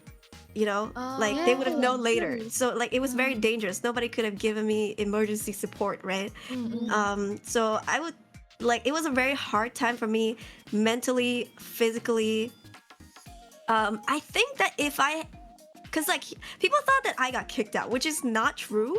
I think that if I had kept going with that lifestyle, you know, sleeping 4 hours a day every single day, it sounds like nothing because I say that and people be like, I sleep 4 hours a day too. I'm like, but you don't do that every day for years though. You know, you don't know the shit that it does to your brain because staying awake for most time of the day. Listen, I've had friends, my training friend that was so tired, they would like doze off mid choreography, like mid dancing. They would just like your brain shuts off, you know. Like if I were to just stand still and not do anything for even a minute, my eyes would just close and I would black out. Like, you know, I passed out in the dancing room before and immediately because your sugar level is low, you barely eat, you barely sleep, managers would just shove Coke in your mouth, like make you chug it down, like while you're on the floor, like you know. What? Yeah, because they're trying to keep your sugar levels up. Like one of my friends was so sleep deprived that he threw a goddamn chair on the floor. He slammed the chair because you are so tired, you're losing it. Like you could chew your arm off because you're also so hungry, right? But that's what sleeping 4 hours a day does to you. And for me, I was also a student because people don't talk about this, but if you're a foreigner in a country, like what visa do you think you're there for, right? Like True. I had to go with student visa because they wouldn't give me like a performer's visa. Like I wasn't even You're still young. I wasn't an employee too. Like I was already graduated high school when I became a trainee, but still it was like they're very stingy with who they give the performance visa to because a lot of people go there for prostitution and stuff. I mean, back then it was like that. So especially if you come from like a country that is not too developed, like they suss you out even more. You know what I mean? So for me, I had to go student visa. That means I had to attend school actively to keep my visa active. Otherwise, you know, they're gonna revoke my visa. Then how am I gonna stay there? I can't stay there every 3 months, like and leave for the traveling visa. People do that, by the way. They go there and then 3 months later they hop visa, like they go to Hong Kong or Taiwan and then they fly back in to renew their 3 months visa. But that was really expensive for us Malaysians, right? Of course. So I was there as a student. I had to go to school during the morning and then after that I have to go training until late night, go home, barely sleep. Yeah. So I would say I would not recommend it to anybody because it took me a long time to get over my eating disorder. You know, and there was a time where I couldn't even eat in a restaurant where K-pop idols were singing. I couldn't even eat at a restaurant where I saw idols posters because I'm telling myself like, I'm eating right now when I should have been there on that poster. You know, me eating right now, and so I would feel nauseous immediately, like I want to throw up. So like I would say like I don't recommend it to kids. Like when I was a trainee, I had juniors from my school. I think my teachers told them that I became a trainee and they knew. They texted me on Facebook. They're like, senior, because I was in a Chinese school. They're like, 学姐. They were like, I want to be an idol too. Like, how do I do it? And I would always tell them, I don't think you should be. I know it sounds really bad. Like I'm shooting down someone's dream, but like people who are there, at least now people are more aware of the industry. But people back then, when we were there in too deep. We were there. We've already given too much to leave. Like for me, I started self-training since I was 13, and then I only went for auditions when I was after PMR, so like 16, right? And then I went every single year for auditions, just to hope that I could make it in, which developed depression and all that. But like, I have already given a decade of my life to this job to pursue this line of work, so it was too late for me at the time, at least, to just leave. So before people try, I would just tell them don't. But if you're already in there, chances are you've already given up, sacrificed too much to make it there, that you have no choice but to move forward. Like, I can tell you, so many of these idols are not happy. They look happy, but I can tell you they have eating disorder, depression. I mean, it's their job to look happy, right? But they're the ones that are suffering from like mental illnesses. Like, nobody's truly enjoying themselves in there. So like, it looks good, but the facade is fake. So I would tell people, like, don't do it. Yeah, maybe give it like 5-10 years. The industry will get better, because right now people are being vocal, right? They talk about harassments, you know, like we see the burning sun thing, people are speaking up against it. But back then there was no support for people like us. We couldn't speak up. If you speak up, you get blacklisted, you get cut off. But now things are getting better, so like, give it, if you're still really young, give it some time, then your time will come. But this cruel thing about this industry is that once you hit 20, you're kind of too old. Yes. So if you're already in your 20s, I would say, like, just pursue something else, because by the time that things get better, you're probably too old for the industry. Yeah, they do accept people in their 30s every now and then, but like, it's rare, you know? Yeah, it's like needle in a haystack, right? Like,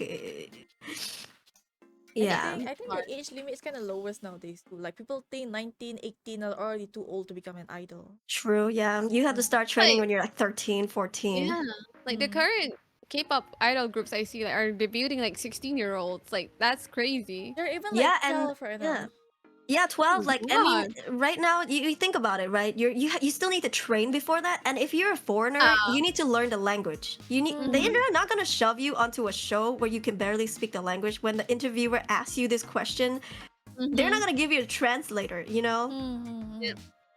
So like, you have to put in perspective the training time that you need, and then, you know, some people train for 2-3 months.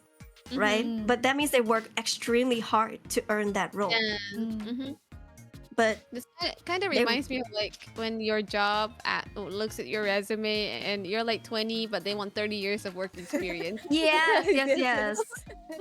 So I would say, like, because for me, I knew that I was going to be too old by the time I get there. So I started self-training at the young age of 13. Like, I started to go for dancing classes, singing classes, you know, like I would prep myself. I only ate 1 meal a day for most of my life, honestly. Yeah, and even then, you know, like, it's kind of like being an Olympic athlete. You need to start at a very young age. Like, if you like, there's no athlete that will start in their 20s, and at least not most of them, and actually make it. You know, you'd have to start from a very young age and train until they're old enough to perform, I guess, or like compete. Same thing. This industry is really cutthroat. They pit you against each other. The managers are not always nice. So yeah, don't do it. Kids, don't do it. And like, don't disrespect any celebrity unless they're like in big controversies. But like, if you see an idol, just because they look the way that you don't like, don't go shit on them. You don't know what they've been through. They're suffering. They're going through a lot. Like, for me, I have some friends that debuted, made it big, and I don't like, there's some people that I don't like because they step on others to make it there. But at the same time, I know they're going through some mental stuff, so I don't even hate on them. You know, I cut them some slack because I'm like, sure, you did what you could to make it, but I know you're suffering. I know you're dreading. So like, I don't spread hate. Like, I see idols and I'm like, they do whatever they do. Yeah. So, you know, don't bash on nobody, guys. As long as they're not harming people, let them do anything they want. That's true. Like, just because they're from the opposite group doesn't mean you should send hate, you know? Like, everybody's doing their best. And in reality, idols are all friends. Yeah, Mhm. behind the scenes, even though they don't interact in public.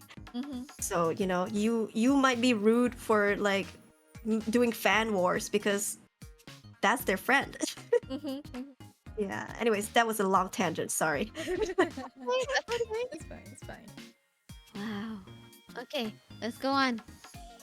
Next Yeah. question. What is the reason and how to be a VTuber? The reason I think we touched up on it earlier, like I was just curious, right? I wanted a side gig and I saw, oh, idol. Well, I was almost there. I didn't make it there. Decide not to. But I was like, how hard can this be? Oh boy. Yeah, I that was kind of like my reason. It could have been anything, just probably just not VTubing or like not even VTubing, anything, right? Sorry, what was the second question? How to be a VTuber? You need money. True, you need money or talent, but still you need money to do. Money. To do Yeah. things, yeah. Here's the thing. You can definitely be a content creator with free assets. There are so many free assets. There's free models.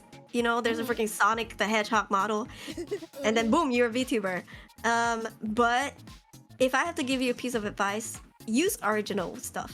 Because this is your branding. If you're really serious about doing this, right? If you really want to make it big, I mean, I don't think anybody streams and not try to be successful or at least make this their full-time stream. You know, like even if you do this, even if you stream part-time, I think you still want to be successful, right? Yeah. You still want to have a lot of subscribers, lots of followers, you know, get some donations, hopefully.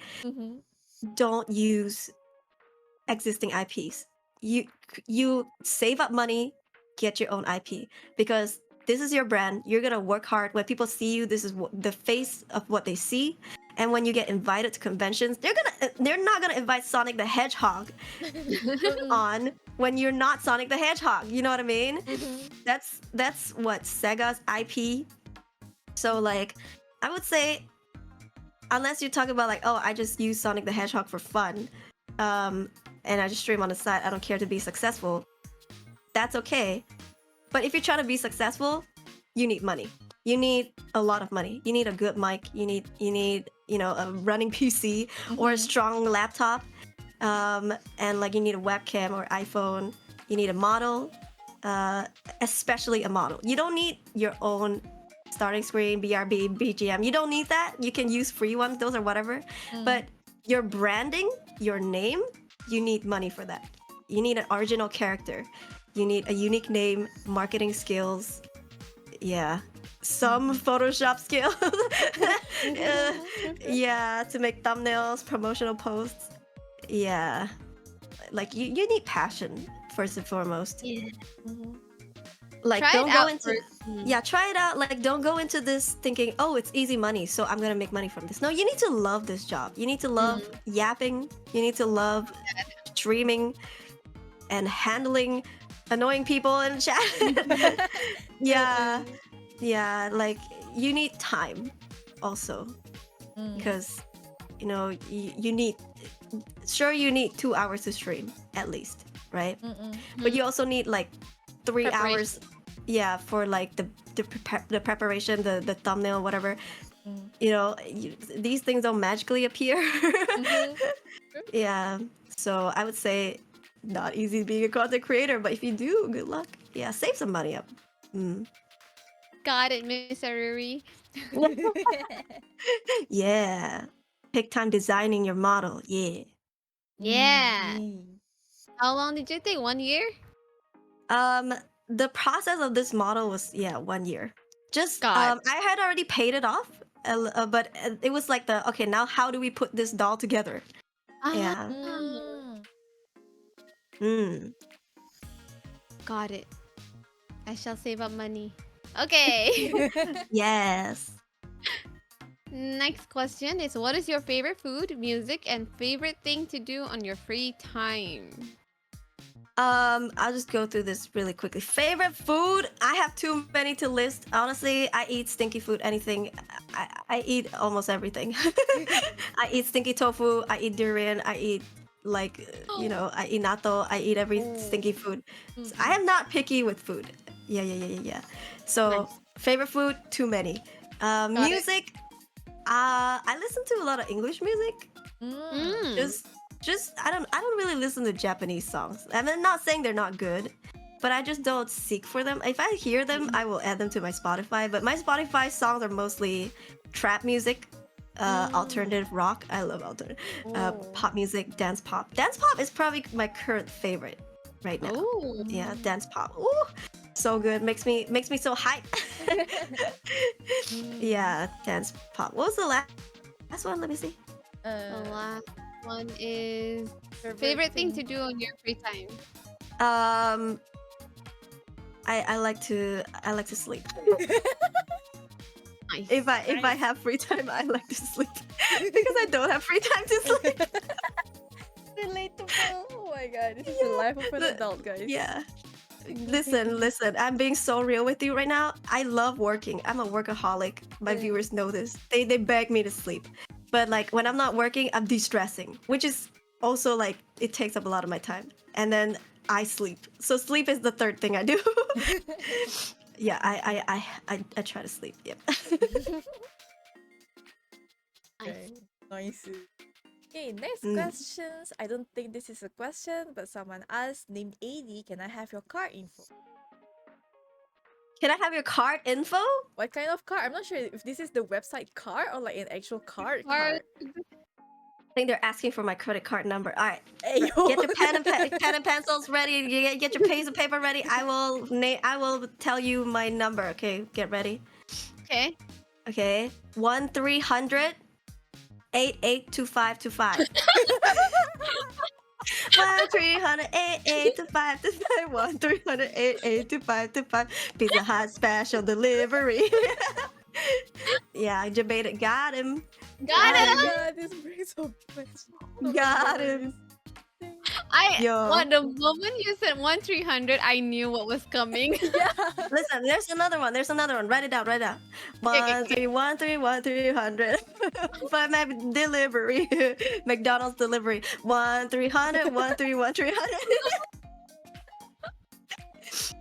No, listen, I miss jingles. We used to have jingles for delivery. Yeah, now it's just grab. Now it's just boring, bruh. We used to have Pizza Hut. Now we don't even have it no more. Yeah, dude. Good old days. Yeah, you're welcome, AD. Alright. Next one. What do you think is the hardest part of being a content creator? Ooh, like as a full-time content creator, I would say like balancing my real life and my work, like my personal life and my work. Like it's not a secret. I have a partner, a long-term serious relationship. We've been dating for over 3 years. And then I currently live with my mom. So like my siblings are all overseas. So like because I'm the only one she has here, so like trying to balance like I stream a lot most of the time in the day, and I sit in front of the computer for most of the time for like preparations and thumbnails. It's hard for me to balance that between my boyfriend, my mom, or my family, I guess, my friends, and then my job. That to me is the hardest part. Yeah, like there are so many instances where I sacrifice time with my mom just to stream, just because I have a stream tonight, so I can't go to this place with you for dinner. So there are many instances like that, but I'm lucky because my community, they're very understanding. So they're like, don't stream now, stream tomorrow, postpone it, go hang out with your mom. Or if I have to postpone a stream to spend time with my family, they get it. Yeah. But that is the hardest part for me, I feel like, personally. I guess it will be like the same if you have a real job and you work from home.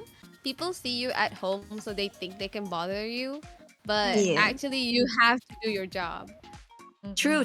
Like, you can't really leave your post, Yeah, for me, it's more like because when I'm streaming, I can't pause. It's not like a VOD. I'm not Yeah. recording for anything. So like I have to, when I'm streaming, I just sit here and I'm like tunnel vision, hyper focused on my content, my viewers, right? And my mom watches my streams too sometimes. So I guess in a way she's kind of like vibing with me too. But like, you know, because I'm the only one she has here. My dad passed away earlier this year. So like we only have each other to lean on very often. So like it's hard for me to go out with dinner with her because my streams are usually in the evening, you know, things like that. Like I have to sacrifice sleep and wake up early to get breakfast or lunch with her because I sleep during the day. I'm nocturnal. My viewers are EN viewers, so like you know what I mean. I don't have the privilege to sleep at night. I mean I can, but then I don't want to because I want to work hard for that, right? So yeah, it's like I have to sacrifice something no matter what it is. Like I sacrifice stream time for family and my loved ones, or I sacrifice time with my loved ones for my job. Yeah, and I don't reply to DMs. I don't go back and forth with people in my DMs. The only time I spend time with my friends are on stream during collabs because of that. Like I barely have time for myself to de-stress, you know? Yeah. Like I still need time for myself, my mental health. Like I need to play my Mobile Legends to like de-stress. So unfortunately, as I say, and I may not be a very good friend, but like friendship, I love my friends. I would die for them. But like I don't spend too much time with them. You know, like I too much stuff going on in my own life. Yeah. That's something that I struggle with, even after all these years of content creating. Like I thought I could get it right. But no, it doesn't get easier. Yeah. With the growing community and all. Yeah. I mean, we all want success, right? And I would like to say I am successful in terms of an indie VTuber. Like, and I am actively growing. You know, like my growth is not stagnant. A lot of indie VTubers, they stream and they're not growing, right? For me, like I am at least growing, so I want to ride that momentum. So I can't really just take breaks, like a week's break whenever I want. Like I need a good reason. Like maybe I'm going on a vacation with my mom, or it's her birthday or something like that for me to justify that rest. Otherwise, excuse me, I really don't take breaks. Yeah. Okay. It's not easy, guys. There you have it. Yeah, you think you can just sit at home and play games? If only it was that easy. Right. If only. If Yo. only. Here, let me show you my schedule. This was, yeah. I think, May? Was this May? But like every month it looks kind of like this. Oh my god. So the only time that I get to rest are those dark purple times. Yeah. Okay. Well, that's the purple times Wow. are like no streams. The rest are like stream days. Oh. I thought Yeah. I was busy. Never mind. Like you see at the on the 29th PVE video deadline, that one. So it says that I'm not streaming, right? But I was recording for that video. So I was still working even though I wasn't streaming. Yeah. Oh. And like some streams are like 8 a.m. and then some streams like 9 p.m. You know, like morning, night. Yeah. Oh So my I God. work a lot, and I think my viewers know it. How do you take care of your voice then? Because whenever I stream for a long time and frequently, my voice would get like, my throat would get hurt really bad. So how do you take care of your throat?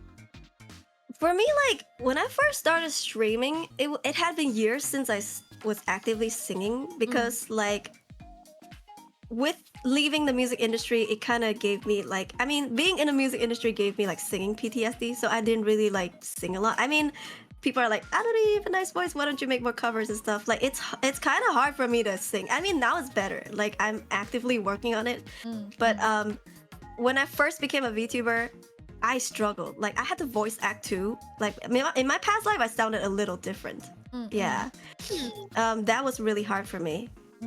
But then I started kept going. Like it's kind of like training your vocals, right? Like you keep using it, your vocal muscles solidify, like they become more sturdy, you know. And then I've been doing this for like 3 years now, content creating almost 3 years. So yeah, it's just like every single day doing this. Now I think I have the stamina and the vocal cords to just yap for long hours. Yeah, but it take time. Like for the first half a year, I was dying. Like if I play games like Ace Attorney, visual novels where I have to keep reading every goddamn dialogue, I would like die. My voice would die after like 3 hours, 4 hours. Yeah. I see. So you have like online streaming voice and your offline voice, right? No. No? This is how I sound like. Yeah, but back then in my past life, I did because they wanted me to sound pitchier. Like I sounded more girly, I guess. Yeah, which was tense because for me, the only time I ever need to strain that voice is when I'm singing. When I'm doing a high pitch and stuff like that. But I had to do that constantly while I talk for at least 2 hours a stream, 4 times a week, 3 to 4 times a week. So it was like killing my vocals. Yeah. But then I kept doing it, and then my voice started becoming more and more like less shaky. You know what I mean? Like less shaky and more sturdy. Thankfully, not all games need you to yap. Like, like if you play horror games, sometimes it's good to give suspense, tension. Yeah. Like when you're turning a corner, you go. That's not really speaking. You're still giving like a reaction, like, but you're not really like blah, blah, blah, blah, yapping. So I would say, for me, I plan my schedules like what I just sent you like at least a month before. So then I think like, oh, is this stream I'm gonna talk too much? If I'm doing a horror storytelling stream, then the next day I'll play something that is more slow paced or super fast paced, so that I don't have to talk. Like Overwatch is nice because you don't have to like yap too much. Because most of the time you're shooting stuff and it's already loud and flashy. So it's still entertaining. Oh, sorry, my cat is meowing. It's still entertaining to like viewers. Yeah, I would say like plan stuff. Think about how like tired you can be and then work on that. Yeah. So Axel, longer streams. Let's go. Hey, yo. Let's go. What is your stream average? How long do you usually stream per stream? I think roughly around almost 2 hours. Yes. Yeah, I would say. Except for I would say like even in terms of algorithm, 2-hour streams usually get boosted more than like shorter streams. And people, if you're playing a game, they feel very immersed if it's around 2 hours. 2 hours is like the comfort zone, I feel like. If you look at corporate agencies like Vtubers, they usually stream for 2+ hours. Yeah, because it's like you're not giving the viewers too much of you, but it's not like they're not having enough. At the same time, you're not being too tired. Yeah, so start with that, like make 2 hours your goal, and then eventually like you start to push 3. But like honestly, as a content creator, I think as a live streamer, 2-3 hours is good. I go over because I don't know, I'm an overachiever. When I play Cyberpunk, my streams are like 10 hours.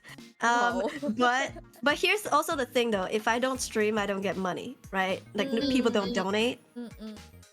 So I'm in that torturous, repetitive situation where like, if I don't work, I'm not gonna get money to pay my bills. So I work. And then when I work too much, But I'm also scared that I can't make my monthly quota. So then I work even harder. Yeah. But I think, again, I have an amazing community. Sometimes they do donate off stream, which I'm appreciative of, because it makes me check myself and tell myself like, hey, I don't need to break my back too much. I need to stop with this toxic mentality because they do love me and they do take care of me. I need to trust them more and stop pushing myself too hard. Yeah. Content creating, man. It is hard. Yeah. Yeah. Yeah. Okay. Next question. What question again? 12. 12. We're at 12 You. now? Me? Okay. I lost track of the question. Alright, so next question. I think you already answered this, so probably a recap. Who made you start streaming, and any tips for people that want to be? Who? There is no who. It was me What? all along. There's It was what? me all along. It was the consequences of my own actions. Yeah. Any tips for people? We already talked about this real quick. You need Money. money, you need time, you need effort, and wanting to do this. Mm-hmm. Yes. Yeah, willing to like put the time in. And you know, I'm not gonna tell you like, oh, if you have all of that, you're gonna succeed. No, success takes time, right? To even see your first donation takes time. I mean, I don't have that experience because I was in an agency. Like I had at least some sort of assistance in terms of monetization, right? Like when you're in an agency, well, at least back in the COVID days, it was easier to gain viewers. Now, I think becoming agency VTuber is very normal. So it doesn't always mean like, oh, immediate success or whatever. But the reality of content creating is when you first start off, you are like a grain of rice in a whole like rice field. You know, like there's so many content creators out there. How are you gonna do? What are you gonna do? How are you gonna push your name out there? How are you gonna stand out? How are you gonna grab attention? You know, with that you need marketing skills. You need to know what's the perfect time for you to post your social media posts. What keywords do you have to use? Like what tags do you use on your YouTube videos to get into the algorithm? And don't be sad if like your first 10 videos doesn't get in. Like some people take a year to even get like to even finally see a consistent I guess recommendation on YouTube's end for their content, because YouTube's not gonna you need consistency. Okay, you streaming once a week, it's not gonna make YouTube go like, oh, this is a good content creator. No, you have to stream a few times a week for at least more than like an hour or two, you know, like or even 2 hours. You can't just be like, okay, 30-minute stream, I'm a streamer. YouTube's not gonna publish you in their front page. You need to keep working on it. It's like climbing the algorithm hill is always the hardest for everybody. Yeah, so you need perseverance. Don't give up too easily. People be like, oh my god, I've been doing this for 2 months, I'm gonna give up. I'm like, bruh, you a baby. 2 months? Like, just because you have 2 viewers in your streams for 2 months doesn't mean you're gonna fail in this job. You know, we like, not that we all do that, but like most of us start off like that, you know. Heck, 10 viewers for like a year, you know, as in like concurrent viewers for a year before we see even the first donation, right? So like, you know, to keep going. It's kind of like a gamble where they say like gamblers usually lose what did they say, they quit before they win or something. Right, they quit before they win. It's like you have to keep going and just like don't give up, because like you really miss every chance you don't take. And network. Make friends. Don't be shy, don't be cocky, don't think you're better than other people. Don't be like, I'm too good for these people. No, you're not. You are literally not. Nobody is too good for anybody, okay? Like everybody is leaning on each other for support, for help. We're all in this together. High School Musical moment. You know, yeah, we're all in this. Like seriously, don't think you're better than anybody, because you know, I've given my friends advice. I'm like, you need to network. You need to do collabs. They're like, I don't need collabs. I'm like, yeah, you do. Oh my You god. know, how are people gonna find you? You are like a grain of rice in a whole paddy field. Like, I'm not saying clout chase, but I'm just saying like when you're hanging out with your friends, why don't you just stream it? You're already hanging out. Like, monetize it, goddammit, right? Like, you know, you're already playing Minecraft together. Why don't you just pull up the stream? You know, and like let your viewers get to know each other. Collab is always a two-way road, no matter how big or small the other person is. Like if you're a smaller VTuber collaborating with a bigger VTuber, yeah, sure, more of their viewers are gonna see you, but at the same time, your viewers are gonna see them too. You know what I mean? Like they also gain something from slapping their face at one extra place. So like network, work with people. You know, like you're already hanging out with your friends, just show it to the world. Like, you know, unless you're talking about some really spicy, sussy topics. Don't do that, okay? Don't do the controversial stuff. But yeah, like otherwise, network. You're not better than anybody, okay? Noted. All right. Next Yeah. question. We ask what you like, food you like, but why do you like all types of food, Aruri? I think growing up, like I don't know. Every time I was picky, my mom would give us hell. So it was like this. I remember I never ate okra for a long time. You know, lady fingers okra. Yeah, Because yeah. I was like, it looks gross. I was like, oh my god, like the seeds are. And then Mm-hmm. my mom was like, you better eat it right now or else. And I was like, oh god, okay. And then I ate it. I was like, ooh. You know what? Don't. What did they say? Don't shake it till you try it or something. Don't judge a book without its cover. Yeah. And like, don't shrug something off until you try it, especially when it comes to food. I would say. Sorry, was it? Oh, excuse me. Okay. Okay. God Happens bless. all the time. Mhm. What more? Bless you. Oh God. Bless you again. Okay, where was I? All right, yeah. Don't shake it till you try it. When it comes to food, just eat everything at least once. If you don't like it, that's fine. For me, I hated stinky tofu when I first ate it. Oh. I was like, what is this? It smells like wet garbage. And when you eat it, it exploded. The soup exploded in my mouth because the first time I tried it wasn't the crunchy type. There's two types. There's the soupy kind and the crunchy kind. I tried the soupy kind and I spat it out because I was like, oh, so gross. And then when I went to oh, sorry. Oh, excuse me. And then when I went to Taiwan, I tried the crispy kind, and I was like, my whole life is changed. Like I'm now obsessed. This is one of my favorite food, you know. And then I started eating it a lot until we left Taiwan. Same goes with natto. I hated it when I first tried it. I was like, this squash thing. But then I tried it a few years later because, like, I'm just adventurous, right? I'm like, maybe it was the right food, wrong time. I tried it again and I loved it. I still prefer mine with more soy sauce than they give. So I usually tweak it to what I like. So same goes with you guys. If you hate specific food, try it with your own style. You might like it. But yeah, I think that's why I'm very open to food and food combos. Like I've eaten chocolate burger from Oh. A&W. Okay. So the sauce is chocolate glaze. Ooh. Yeah, and I liked it. Yeah. Oh. And then I also tried oh sorry, that was Burger King, I think. And then A&W was instead of whatever sauce they use for the burger, they used blueberry jam. Oh. And I didn't hate it. Yeah, like I tried it on stream. I actually kind of enjoyed it.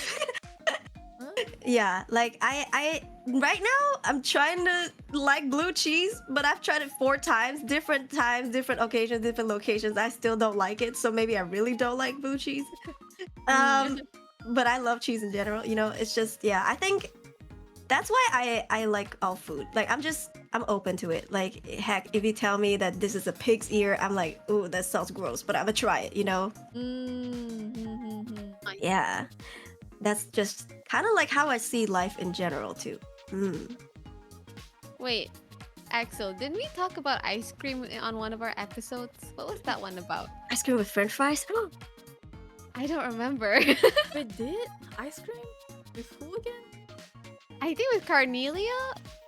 Something about ice cream. I don't know why that popped in my brain. Isn't that about It's some- Mizu? Really? Yeah. It's like part of like you just try it, don't judge it first. I don't know.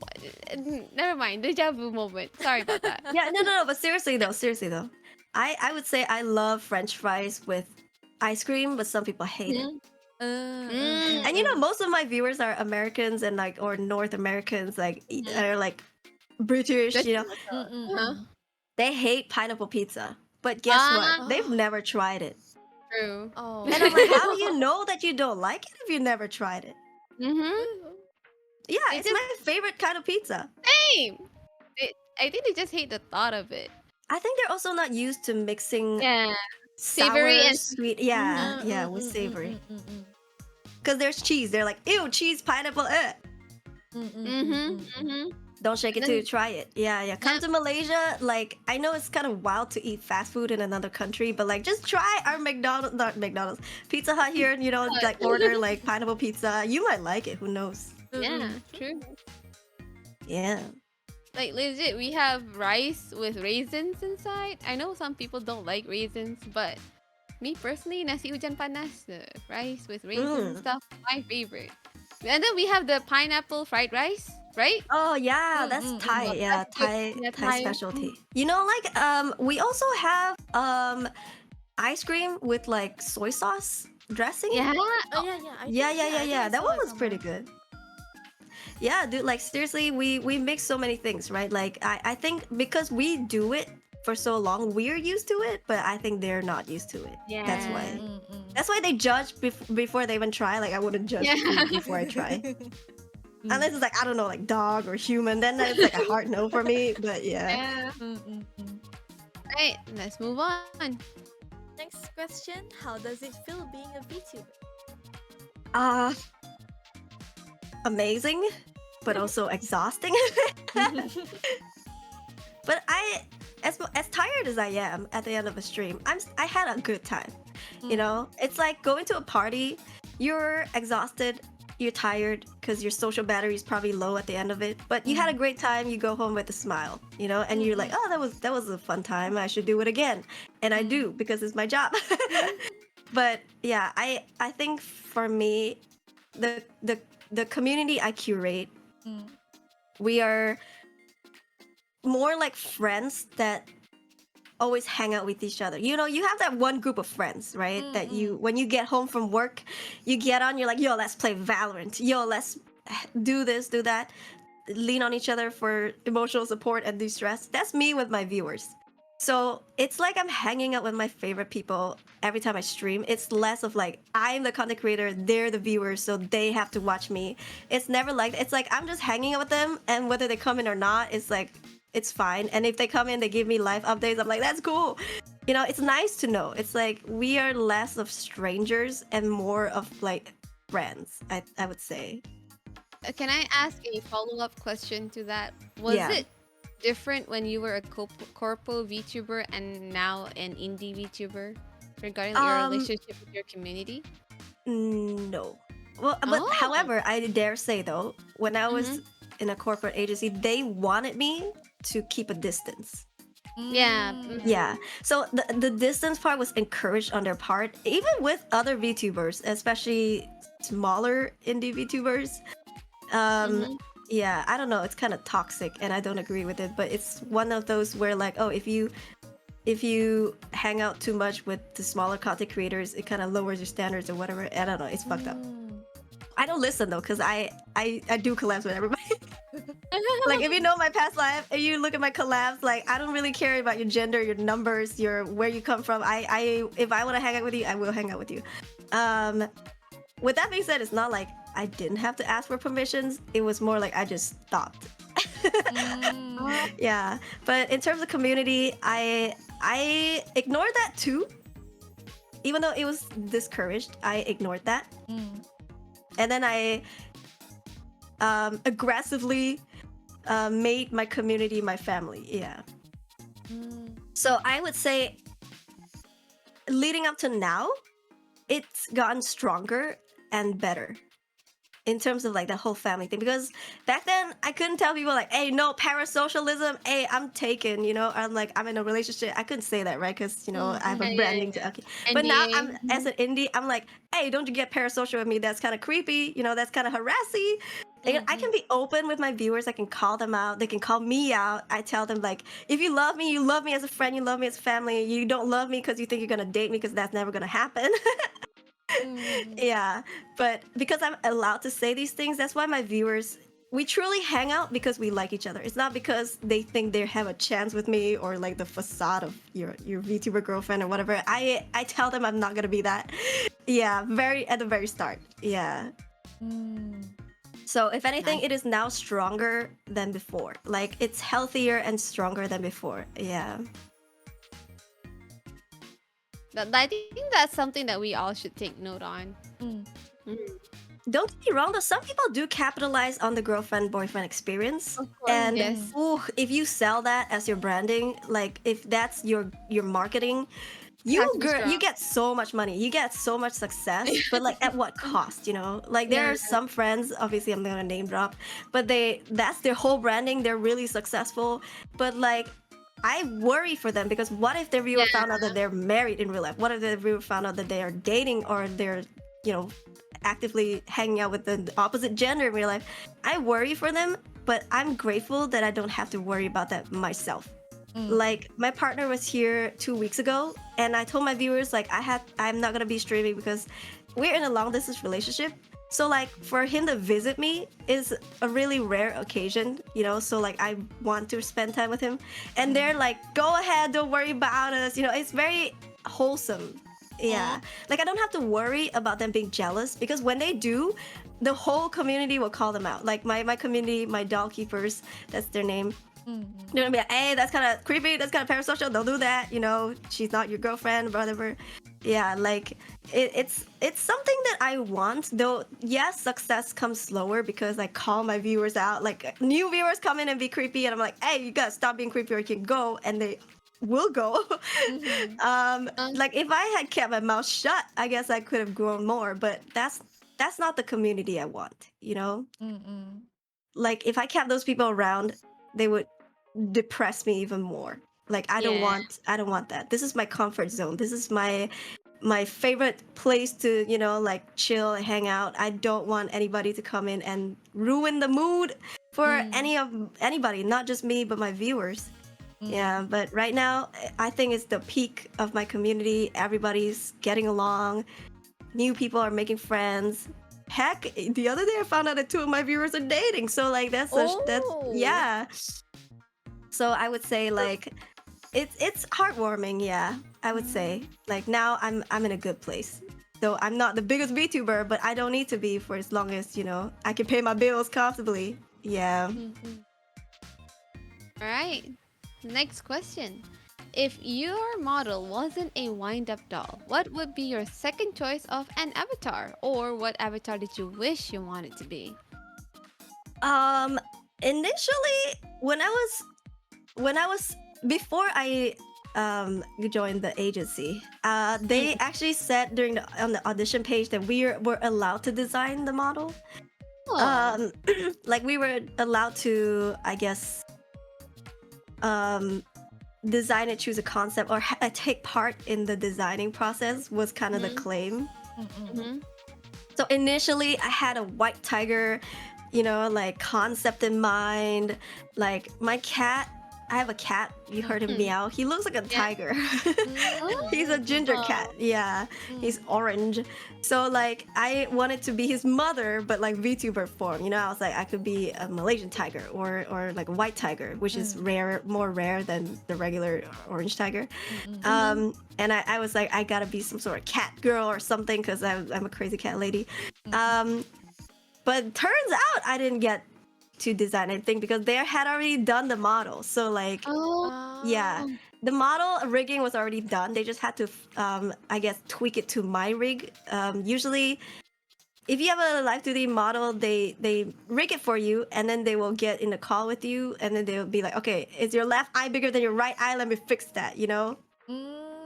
They'll fix it in the live 2D thing, or the perimeters on VTS. So I didn't get to do that, but if I were to get another one, I would say like I already have cat ears, like I have. Yeah, I actually got cat ears already, and they're pretty fluffy. I have a cat too. Yeah.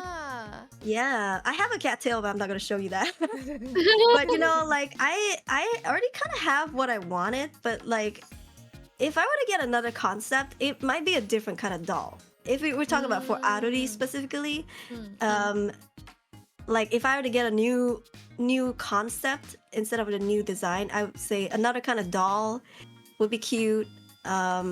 Or yeah, something to do with like big cats. Yeah. Got it. You know, also snake was one of my options. Oh. So I also, other than the tiger thing, which by the way, side note, Nara Haramaong from Niji Sanji was the first VTuber model that I saw before I became a VTuber that I really liked her model. I was like, this is like so cool. Like I really liked her artist. I could never find her model artist or rigger because they didn't credit it anywhere. Yeah, but I saw that and I was like, oh my god, this is perfect. Like this is such a perfect model. I wanted that. But then my second option was like a snake, like snake lower body. Yeah. It's like a human upper body, snake lower body. However, now that I'm a content creator with experience, I realize what is on your lower body is not usually seen. Yeah. True. So that would have been a dumb concept because it wouldn't have been unique anyways. If I put all of my eggs in the lower half body in that basket, like that branding would suck because people can't see it. Yeah. So that was kind of like almost like a concept that I have, but Who Yeah. knows? One day, Ari just said, you know what? Let's just do it. Let's be a snake. Who Yeah, knows? if I were a snake, yeah, my tail would probably be visible on stream, like Yeah, maybe yeah, elevated. yeah. Like I would not want it to be down. Yeah. Yeah, so nobody would know that it even exists most of the time. Yeah. Gotta show it off. You know, you pay the money for True. it. Gotta make That's true. money's worth. Yeah, I mean, I could have just gone a half body model, you know, but like, nah, I wanted a full body, so I want to be able to show it off. Okay. Next question. This is a bit long, so I'll read all of it first and then I ask one by one. So, as a female VTuber, I understand that your viewers will be majority male. So, here are some questions regarding that. First question, do you sometimes wish you had more female viewers? Second question, do you think having female viewers matter? And third question, what type of content do you think will appeal to females from you as a viewer perspective? So, the first question, do you sometimes wish you had more female viewers? Yes. I mean, my viewership is not that bad. I think most female VTubers have like 95% male viewers, right? For me, it's around like 85, so it's still like not that bad. 85% male. But I do wish that I would have more female viewers because, like, you know, like sometimes girl talk can throw boys off, and I try to be really educational with things. Like I talk about period openly, you know. And I tell my viewers what it's like, the reality of it all. You know, it's more than just a quote unquote PMS. And like sometimes I wish there were girls that could back me up in the chat. Yeah, I mean, my male viewers find it more like an educational thing, which is great because they're learning, and I don't think it should be taboo, like talking about, you know, the human anatomy, right? But it would have been nice if there was some girls in the chat that were like, yeah, you know, and share their experience, kind of contribute to the conversation. It would have been nice. So yeah, I do wish sometimes if there were more. Yeah. Then the second question said, do you think having female viewers matter? With that being said though, no. Like I don't stream only to male. You know, when I do my live streams, I don't care who you're watching as long as you're not too young, because my jokes are kind of adultish. Like I do sexual innuendos all the time, you know, and like kind of like dirty jokes, right? Grown up dirty jokes. So I don't want kids to watch me, but I don't care about the gender. I don't stream just so males watch me only, you know, like I stream so that people watch me in general. But the reality of VTubing community is that there are more male viewers than female. Like as much as we do see now some holo stars and like some male VTubers, especially the big ones being big, if you look outside of that box, most male VTubers don't succeed. It's so sad. Like it's definitely harder for them to grow. Yes, you can say it's skill issue because they don't market themselves enough. Like, blah, look, we already have. How come these male VTubers can succeed but you can't? But the reality is there are just more male viewers than female in the VTubing industry. Like now it's slowly changing because we have like the Niji, Sanji, Ian guys making it like really opening up a door for male VTubers, which we all should be grateful for.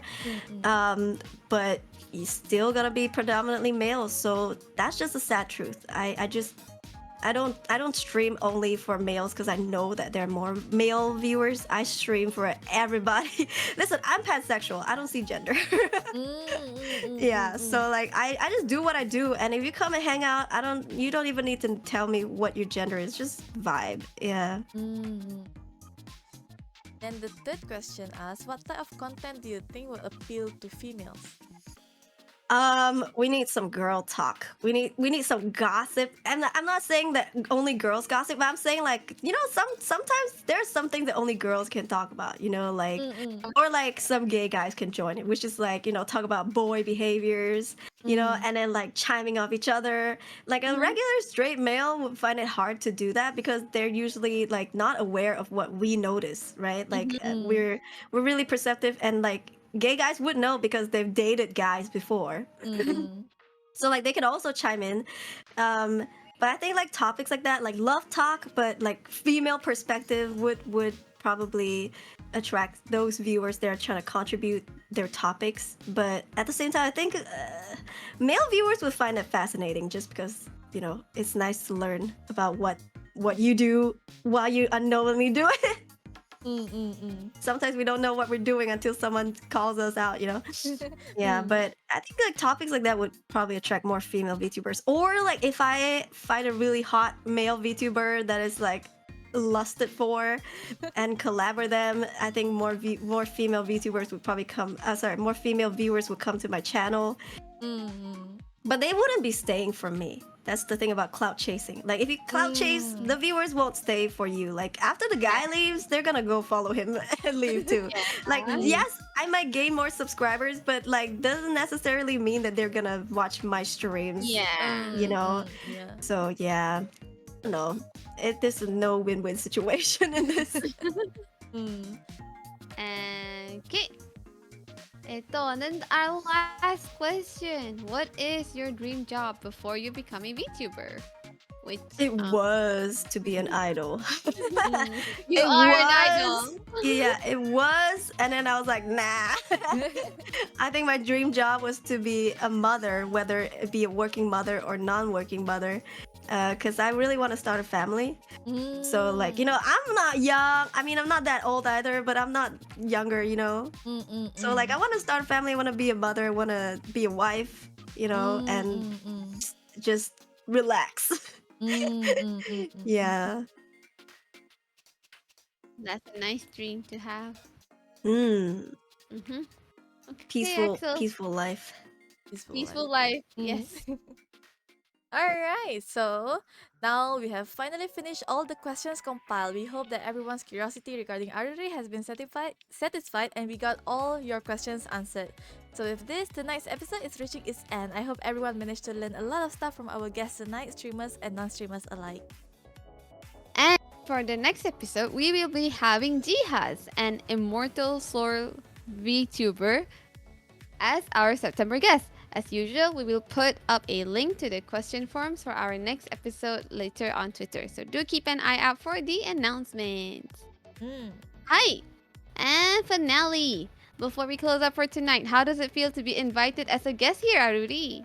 Oh, it's really nice. The hospitality here is great. I'm afraid of the underwater, but with these two here, I feel totally at home and comfortable. Yes, and my cat is screaming because he can't stand water. But yeah, it's very nice to be here. Oh my god, you can't be like, come on, let's go back home. Like, Mom, it's time's up, go home. Mom, you can't stay in there for too long.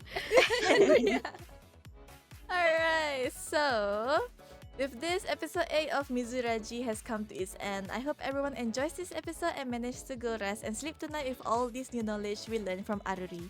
Don't forget to check her out. All of her links will be in the description box down below, so go and give her support by checking her contents. While you're at it, don't forget to check us hosts out as well. All of our links will be also provided in the description box below. So we'll see you guys next month. One is an Izolato. And one is a guppy. Thank you for watching. Mizu no Naka Radio. Bye-bye. Bye. Bye-bye.